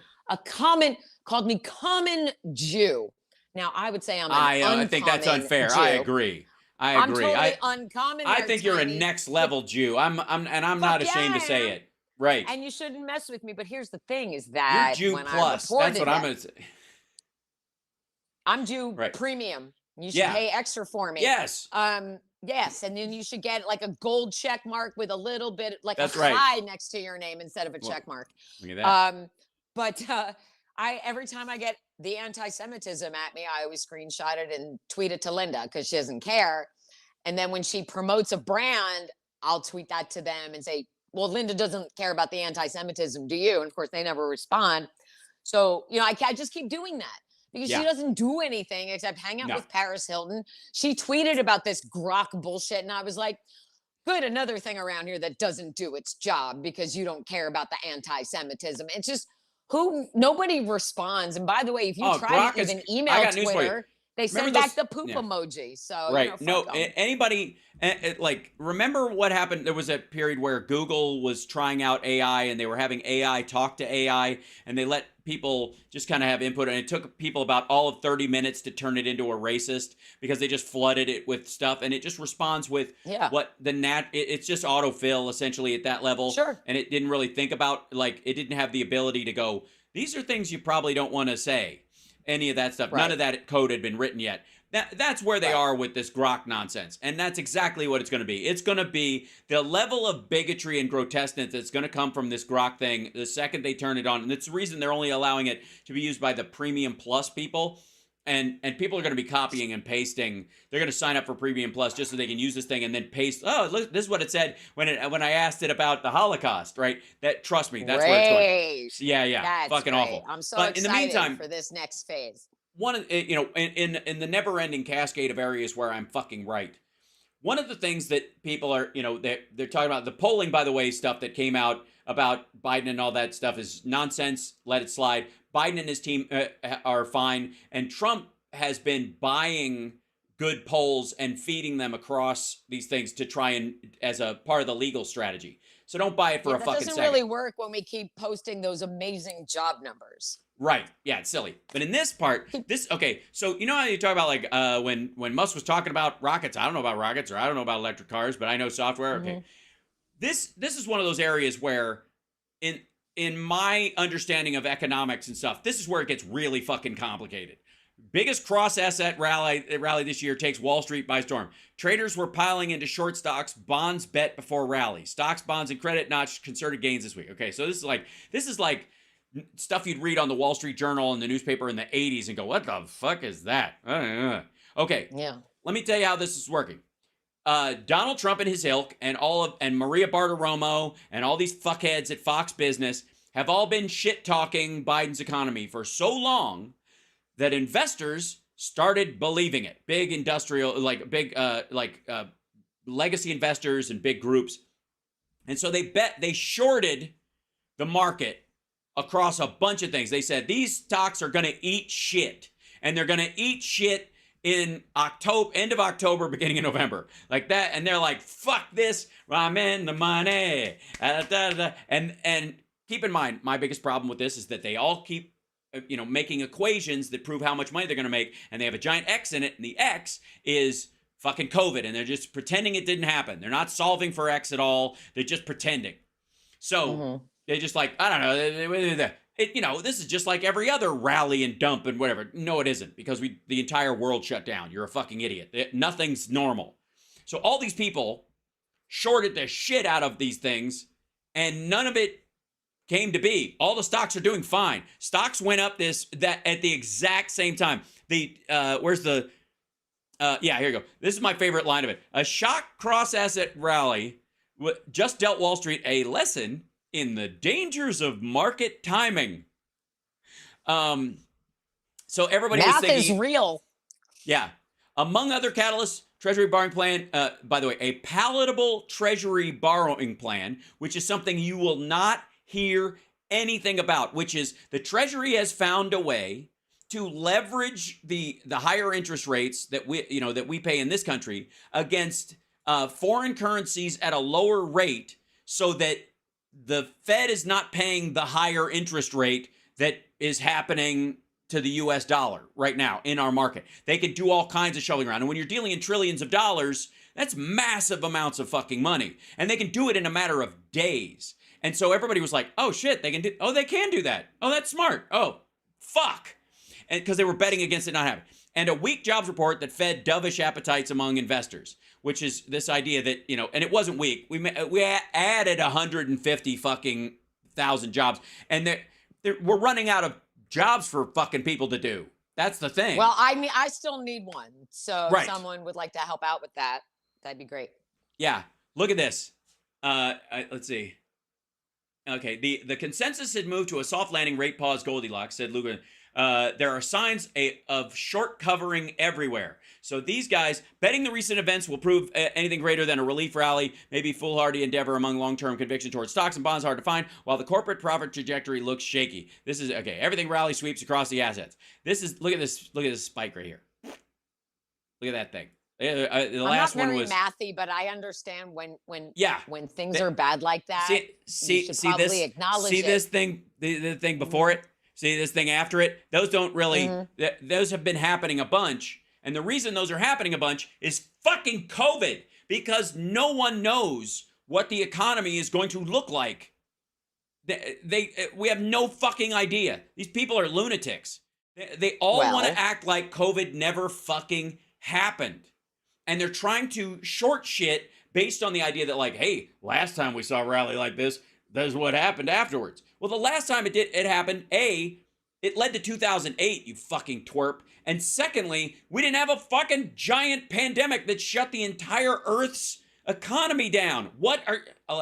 Fucking hell, it drives me nuts. And people know of course it does. And these are the important tiny pieces of information that are actually humongous that never reach the right, because they don't report on that on Fox. Right. They don't tell them about the intricacies of an issue. They're just like, everything is scary, be terrified.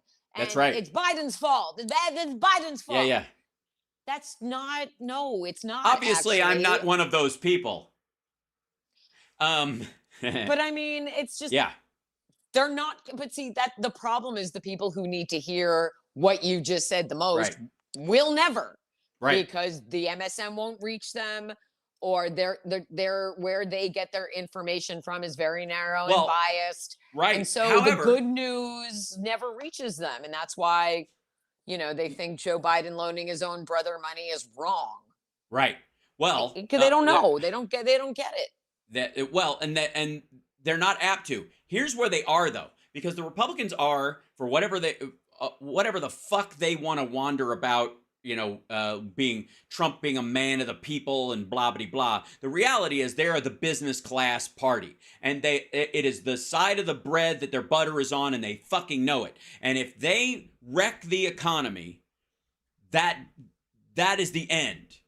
Like, I got to tell you, if a Democrat, interestingly enough, wrecked the economy, which they never do, if a Democrat wrecked the economy, there's a portion of the public on the Democratic side that will go, well, business is fucked up and it's hard and there's no real way to, there's a lot of crime in it and fraud and it's hard to even break it down. It was bound to crash at some point. You almost have like a 9/11 kind of a response to it. Well, it was going to happen eventually, I guess. I don't know. There's a lot of moving parts in the world and blowback being a thing. And like, that's how people would respond to it. because they wouldn't necessarily know, and their investment level would be about E-Trade level, not being part of these giant Rothschilds like family, Right. situations, where they've just got Rockefeller money just in stuff forever. But I Republicans mean, do. all you have to do it, but you just have to look back at the history. I mean, you look at the dual G.W. Bush administrations, and then you look what Obama inherited, and then you look at how he turned it around. And then as soon as we get a little bit ahead, then another Republican comes in, and that crab bucket. Republican. Yeah. Right. So now there's another Democrat having to clean up the Republican mess, and the Republicans don't want to admit they're the ones who made the mess. So they want to blame it on the Democrat who's cleaning up the mess they made. Because people will see, oh, you made a mess. Look how well the Democrat is cleaning it up and even improving on it now. The Republicans don't want think it's people, worse than that. people to know that. I think, you don't have to be conspiratorial to know that these guys know how to buy a dip.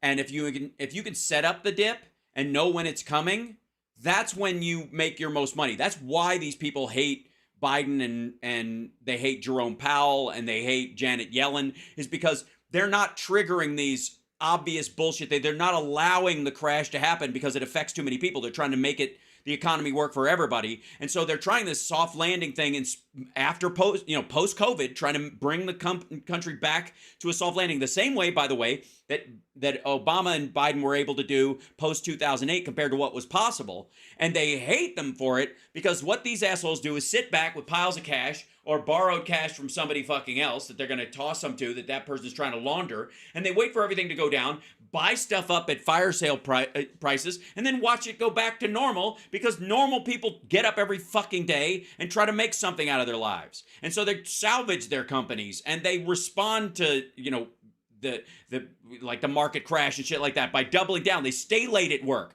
That's the part that monetarily doesn't exist in fucking Trump world. That motherfucker was out on the town every fucking night during the 80s while he was lighting his father's entire fortune on fire. He didn't stay late at the office grinding. Bullshit. Yeah. He never worked a day in his life. Come on. I mean, so here's the. It's Democrats deliver, Republicans remove. Republicans don't want us to have nice things, because if we have nice things, then we'll want more nice things, and they don't want us to have any of it. So that's why they can't give an inch, because God forbid Americans should be able to enjoy their livelihoods, not work themselves to death, enjoy a retirement, have health care, have autonomy over their bodies. How dare we?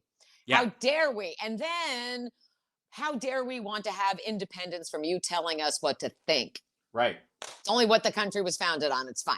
So, no one wants to listen to the truth. So what do you do when no one wants to listen to you telling the truth? You just have to scream it louder until.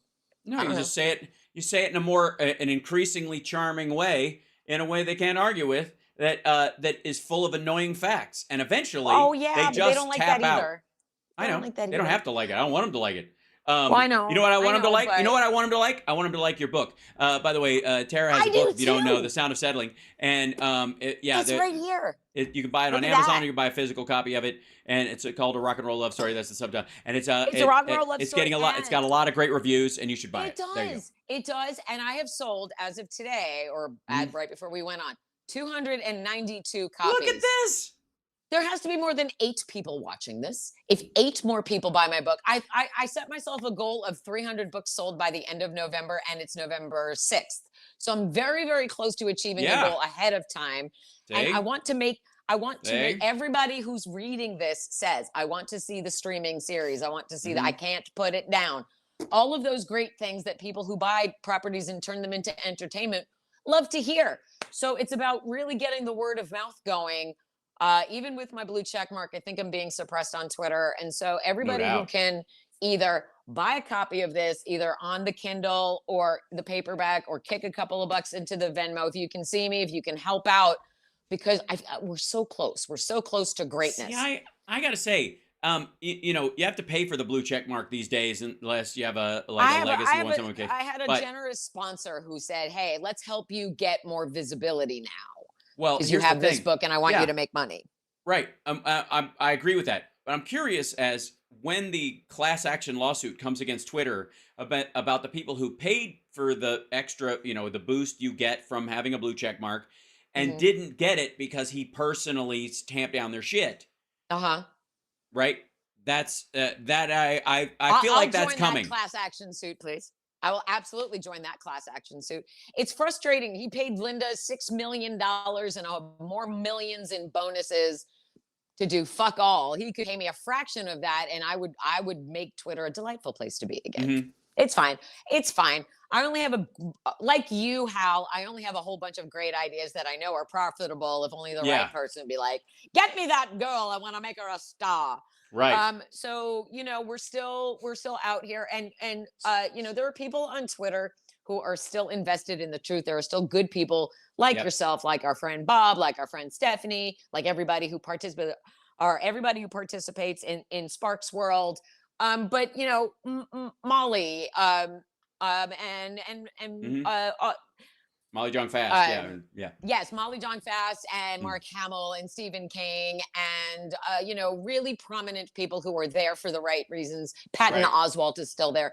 Good people find the good people, and I think we need to just band together. And you know, in 2016 we started using the hashtag the resistance, and I really think we need to bring that back because there's a lot more to resist against, including the rampant anti-Semitism, not just received online, but like I talked to you about last Monday, I received it in person.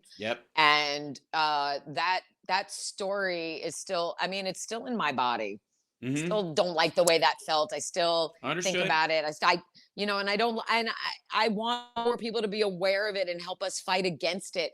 There are a lot of things that people don't understand about what's happening in the Middle East, but the bottom line is that we're supposed to be coexisting peacefully, which I know is a very naive thing to say, but hating somebody for existing, that you're just not a human quality. It just isn't. Here's how I settle this in my own head. If there are two sides fighting, and if one side dropped their arms, the war would be over.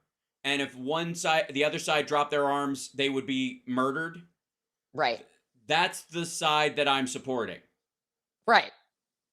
And so in the case of Ukraine and Israel, that's that side. That's the side and right now. And it's very hard for some people to separate what members of the Israeli government that we don't agree with. It's hard for them to separate that from all Jewish people. Yeah. And it's also like, what are we going to do? Relitigate the worth and value of the Ottoman Empire or the Barbary pirates and shit like that? Are you going to say the United States? Did you want to do that? I mean, we can do that, I guess, but what a waste of fucking time. I know. There's some fucking idiot who's like, I don't believe 6 million Jews died because the tattoos didn't go up to the number 6 million. That's not what the tattoos were for, you fucking moron. Go read the history of what IBM did and how they helped the Nazis keep track of Jews in the concentration camp. It wasn't the amount. Every single person, it predated the barcode. It was a human barcode. Oh, this is so-and-so. He's a doctor. This is so-and-so. He was a skilled technician who can actually be of use to us. So don't murder that one. Murder this one instead, who I don't know. It wasn't a numeric. It was it was much more akin to an item number. Exactly. A UPC symbol which they would be in the next round. Exactly. So when people are that uneducated and that willfully obtuse and that stupid, it's very hard to fight against that and get any truth out there. And you can be an American Jew and not support the bombing of the Palestinians. Yes, you can. And you can be an American Jew and not support Benjamin Netanyahu. Yes, you can. And you can also be an atheist and not support it. It's just the problem is that we have already labeled and separated everybody. And nobody wants to go to undo any of that. And I would rather see you as the human I would argue you are, that that's exactly that's exactly what the United States is predicated on. And I do believe that, like, one of the things about the Constitution, why I do have the American pride that I have, is that America is one of those countries that shows up on no one's 23andMe. No one can track their 23andMe back to this geography. It is immaterial. Well, no, even such, it all goes back to the old countries. Right. As a functioning country. I don't mean the territories. I mean literally the people who live under the Constitution of the United States of America can come from all walks of life as long as they're willing to honor that for everyone else. And that's the point. And that's what makes it unique on the planet. That's what has always made it unique on the planet. And that's why that's why Russia wants to destroy it. That's why China wants it to go away. That's why the Islamists want it to be destroyed. It's arguably why the Netanyahus of the world and the like would like to tailor it back down to some other version of it. Those kind of fuckers want to dismantle what we luck into over here. And all these, like, I gotta say, Instead of people who are having it for allegedly on themselves. our side, the people who are allegedly on our side of the aisle, who will shit talk, the constitutional system we live under while living under it, and will play up, say, what the jihadis would like to do to the Jews in Israel, or what the Arab nations do to women and gays, and go, well, that's just a social issue. Fuck off. This is Right. This is where the meaning of this comes from. This is what the flag means to me. It's why it has meaning to me. It's also why you can burn it and I don't care, because it exemplifies freedom. So if you of course have the freedom to burn it. It's the Obi-Wan Kenobi flags. Upside down. Yeah, it's the Obi-Wan Kenobi of flags. The more you burn it, the more powerful it becomes, because it proves you can't do that. You can't take the Islamic State flag and burn it in front of one of their leaders. You can't do it. You will die. That's where a flag has meaning. That's where the values of a country have meaning. And as long as we stick to that as best we can, and that means blooming the Trumps of the world, brooming them to their little idiot farm someplace, which we will end on, by the way, because we're almost out of time. And I wanted to bring this up. This is Ed Klasfeld is in the courtroom. Have it up on screen, and this is what he's. Is Trump crying like a baby? Well, this is we're picking up right after they took a break, and he was bitching about Forbes being owned by China and then Russia, which is like, he fucking wishes. Right. Right. He goes. They listened to some recording of an interview with Forbes, where he basically gets called out for for inflating his stuff. And he goes, Wallace shows Trump evidence showing that 40 Wall Street ran a cash flow deficit of $8.7 million in March 31st of 2015. This is right before he ran for office, when he's getting these loans right before he becomes president. Trump says that he made a lot of investments in the building. I spent a lot of money on fixing the building up. No, he did not. Regular maintenance. That's not regular maintenance, asshat. Okay, yeah, and he doesn't spend his own money either. So this is my favorite part, though. Trump on New York AG Letitia James. She doesn't even know what 40 Wall Street is. New York AG is visibly cackling at the remark for a bit, then puts her head down to compose herself. These two dots show the New York AG's office in relation to 40 Wall Street. It's right over here. That 40 Wall Street, she could see it. You walk outside and they're like, there it is. She knows exactly what the fuck it is. Jesus Christ, he's what so a pathetic. Fucking petulant asshole. Mr. Trump, are you the one who told a reporter for the Wall Street Journal that there was a $600 million appraisal for 40 Wall Street? Trump says he doesn't remember saying something from 12 years ago. The AG shows an email from Don Jr. to Trump Organization execs on 1/22/12, which says in part, DJT told, quote, the reporter, that 600, so he will be happy if that gets printed. Trump concedes that he was the DJT his son referred to. So that's his version of the big guy, right? And so he's like, did John Jr. write this? And by the way, Don Jr.'s already copped to this too. So he's already so testified. Much fucking trouble. It's it's so delightful. good. So Judge Fuller quotation. I'm not here to hear what he has to say. He's here to answer questions. People are using this, like Donald Trump put this out and he was like, I'm not here to hear what President Trump has to say. Yeah, you're there to answer material fucking questions. You're past the argument phase, fuckhead. Does he not understand that he's in like so much trouble? I mean, it's just, to me, I think he has deluded himself to the point where he's like, never got me before, never been in trouble before, so never caught me before. Right. I'm going to float an idea real quick on the way out the door, and I want everybody go get Tara's book if you have the means and wherewithal. It's on Amazon.com. Yeah. And the Kindle. Get it on the Kindle. The link is in the chat, and it will be in the show notes below as well.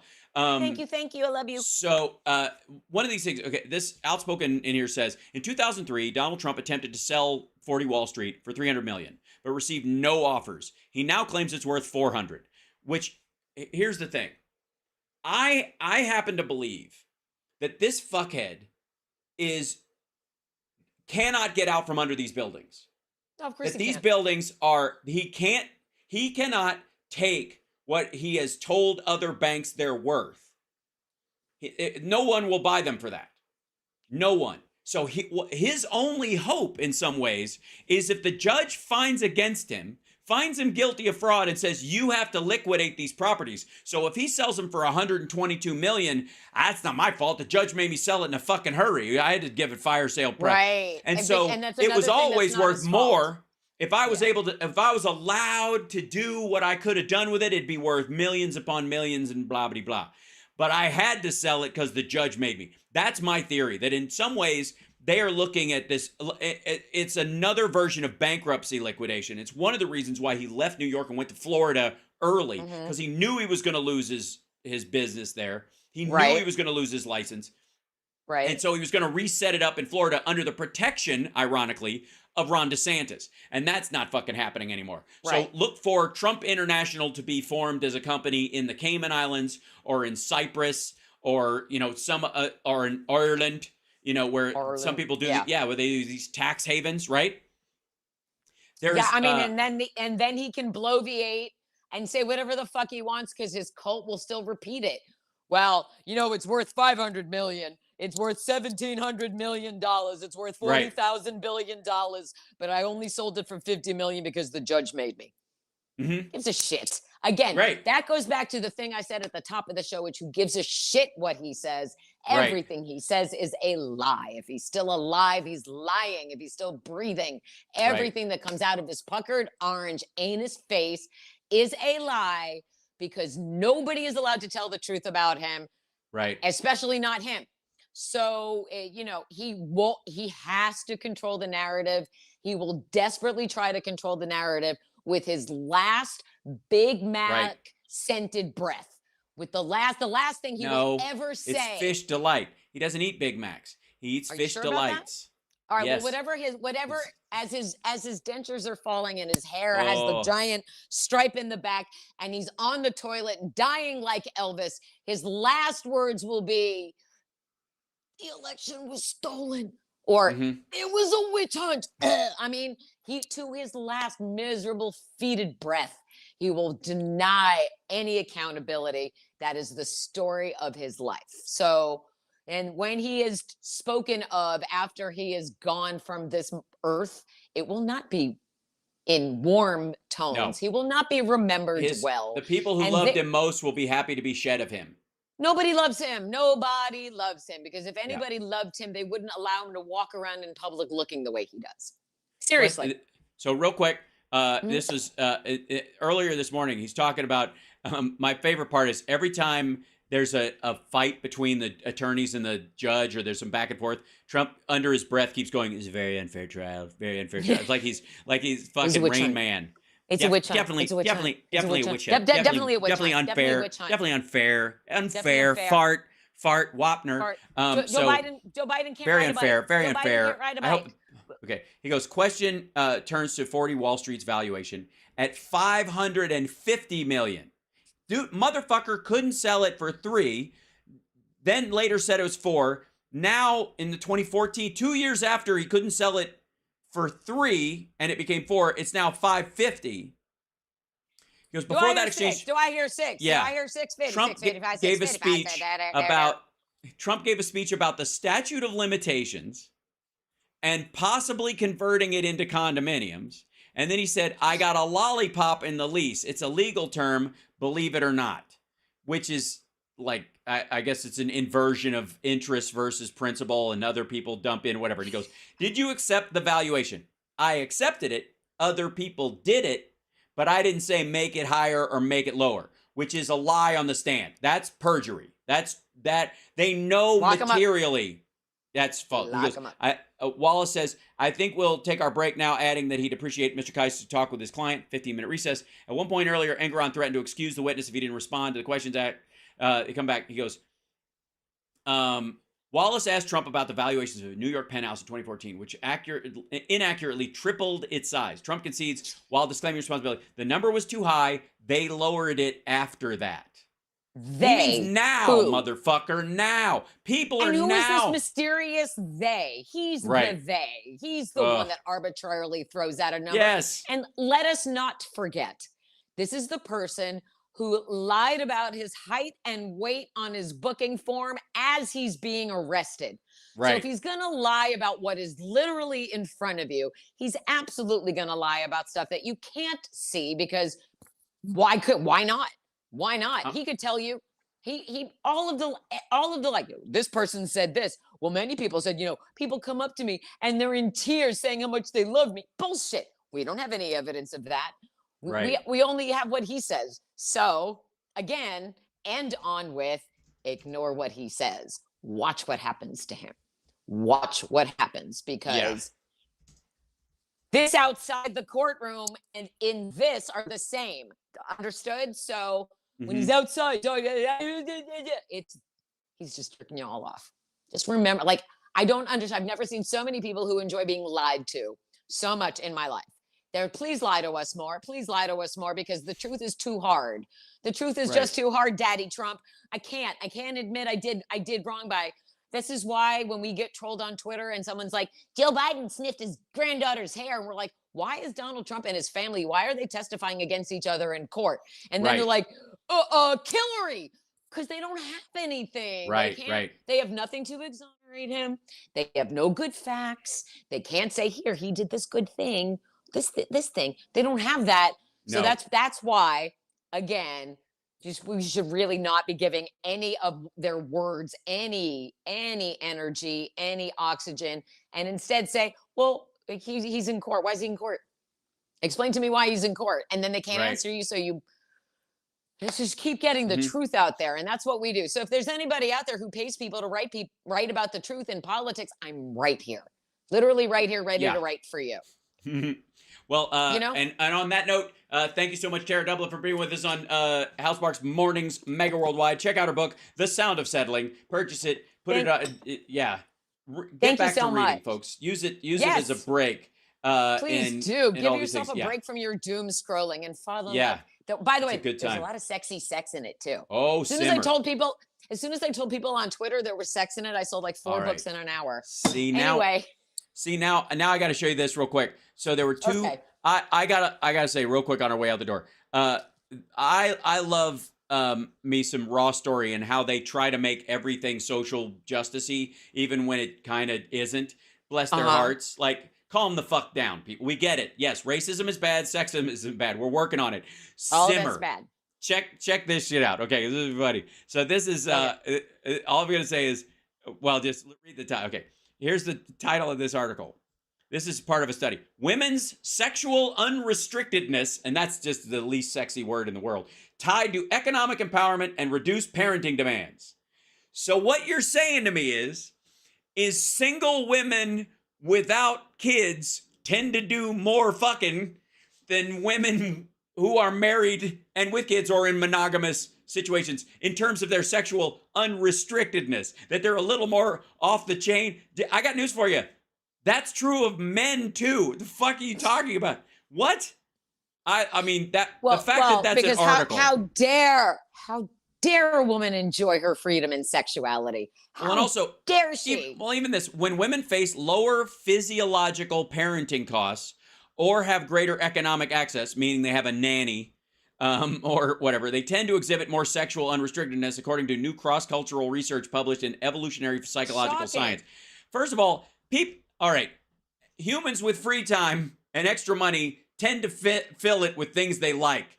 And in mass, people kind of like sex, especially in a period when they don't have children yet and they're not ready to settle down and have children yet. I just thought that was hilarious. Like, simmer the fuck down. Here's the follow-up. Who is the groundbreaking journalist who wrote this? By the way, Ross Story will continue to use my tweets in their articles, but they won't hire me to write for them. So maybe I'm dodging a bullet here. Well, I don't know.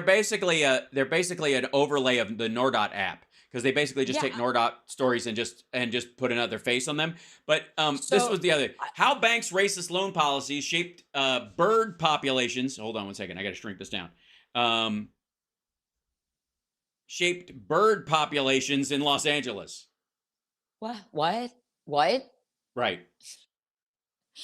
I don't want to internet anymore. I want to go back to 1988 stop. and Yes. just have pen pals. Please. I wanna They pen need to pals. stop being a parody of social justice where we're all working on heavy shit. This is an article that came out while the Israeli Hamas fighting is going on, while the Donald Trump, who has been categorized as a rapist in court, is running for president.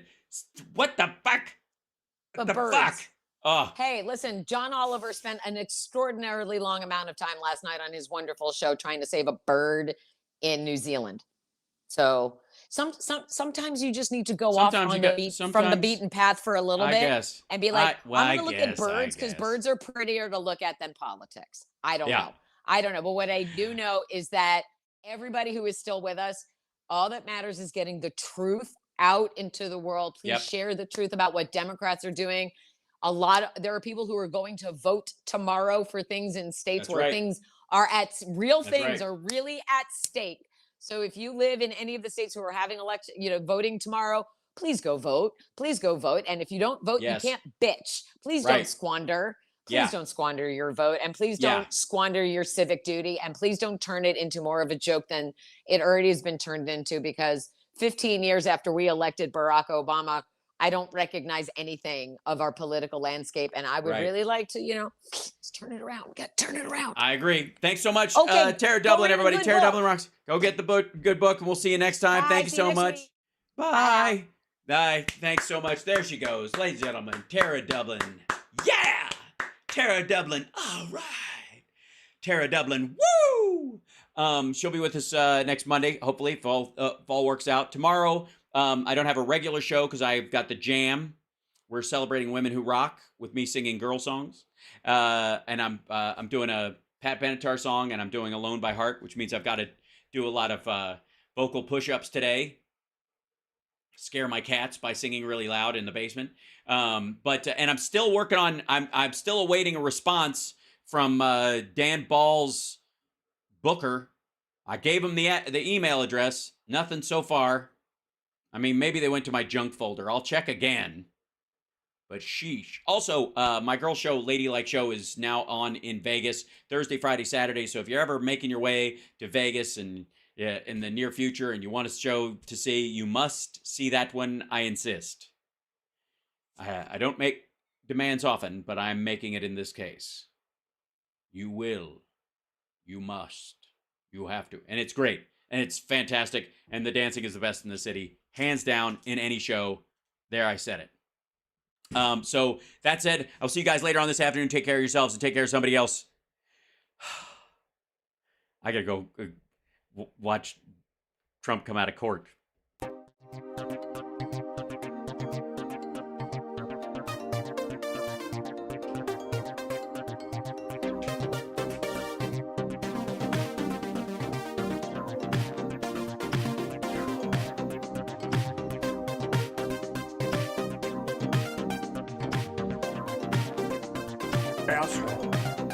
Don't touch my hands because they're dirty.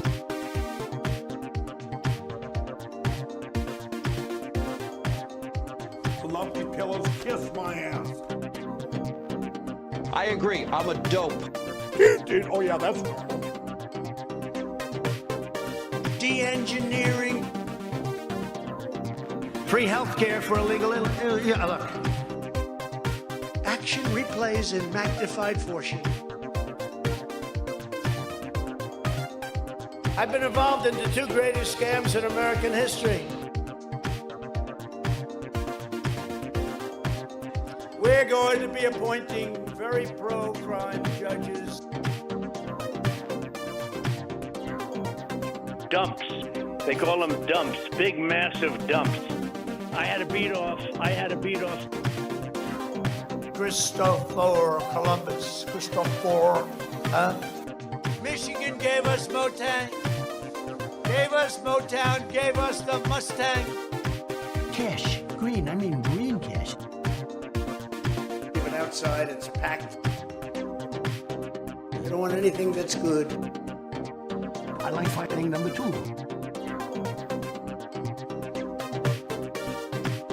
We had a wet vaccine. The past wasn't that long ago.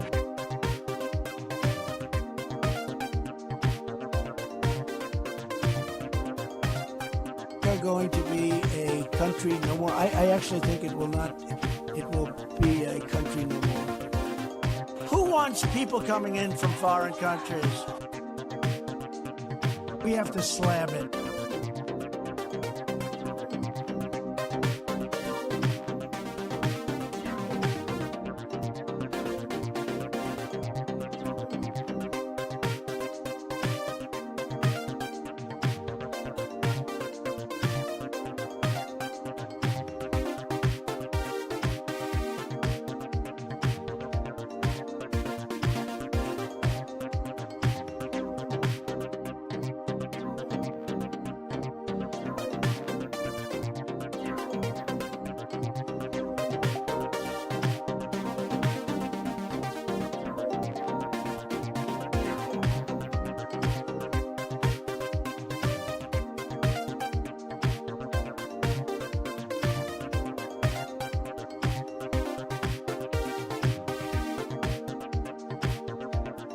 I like fighting number 2.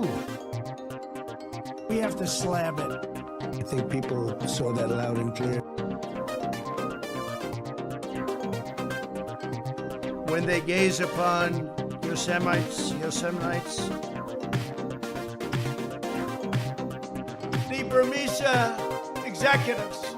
So these Burmese, they say, pronounce it Burmese. Where's Dick? Hi, Dick. Do we like Dick? Yes. What?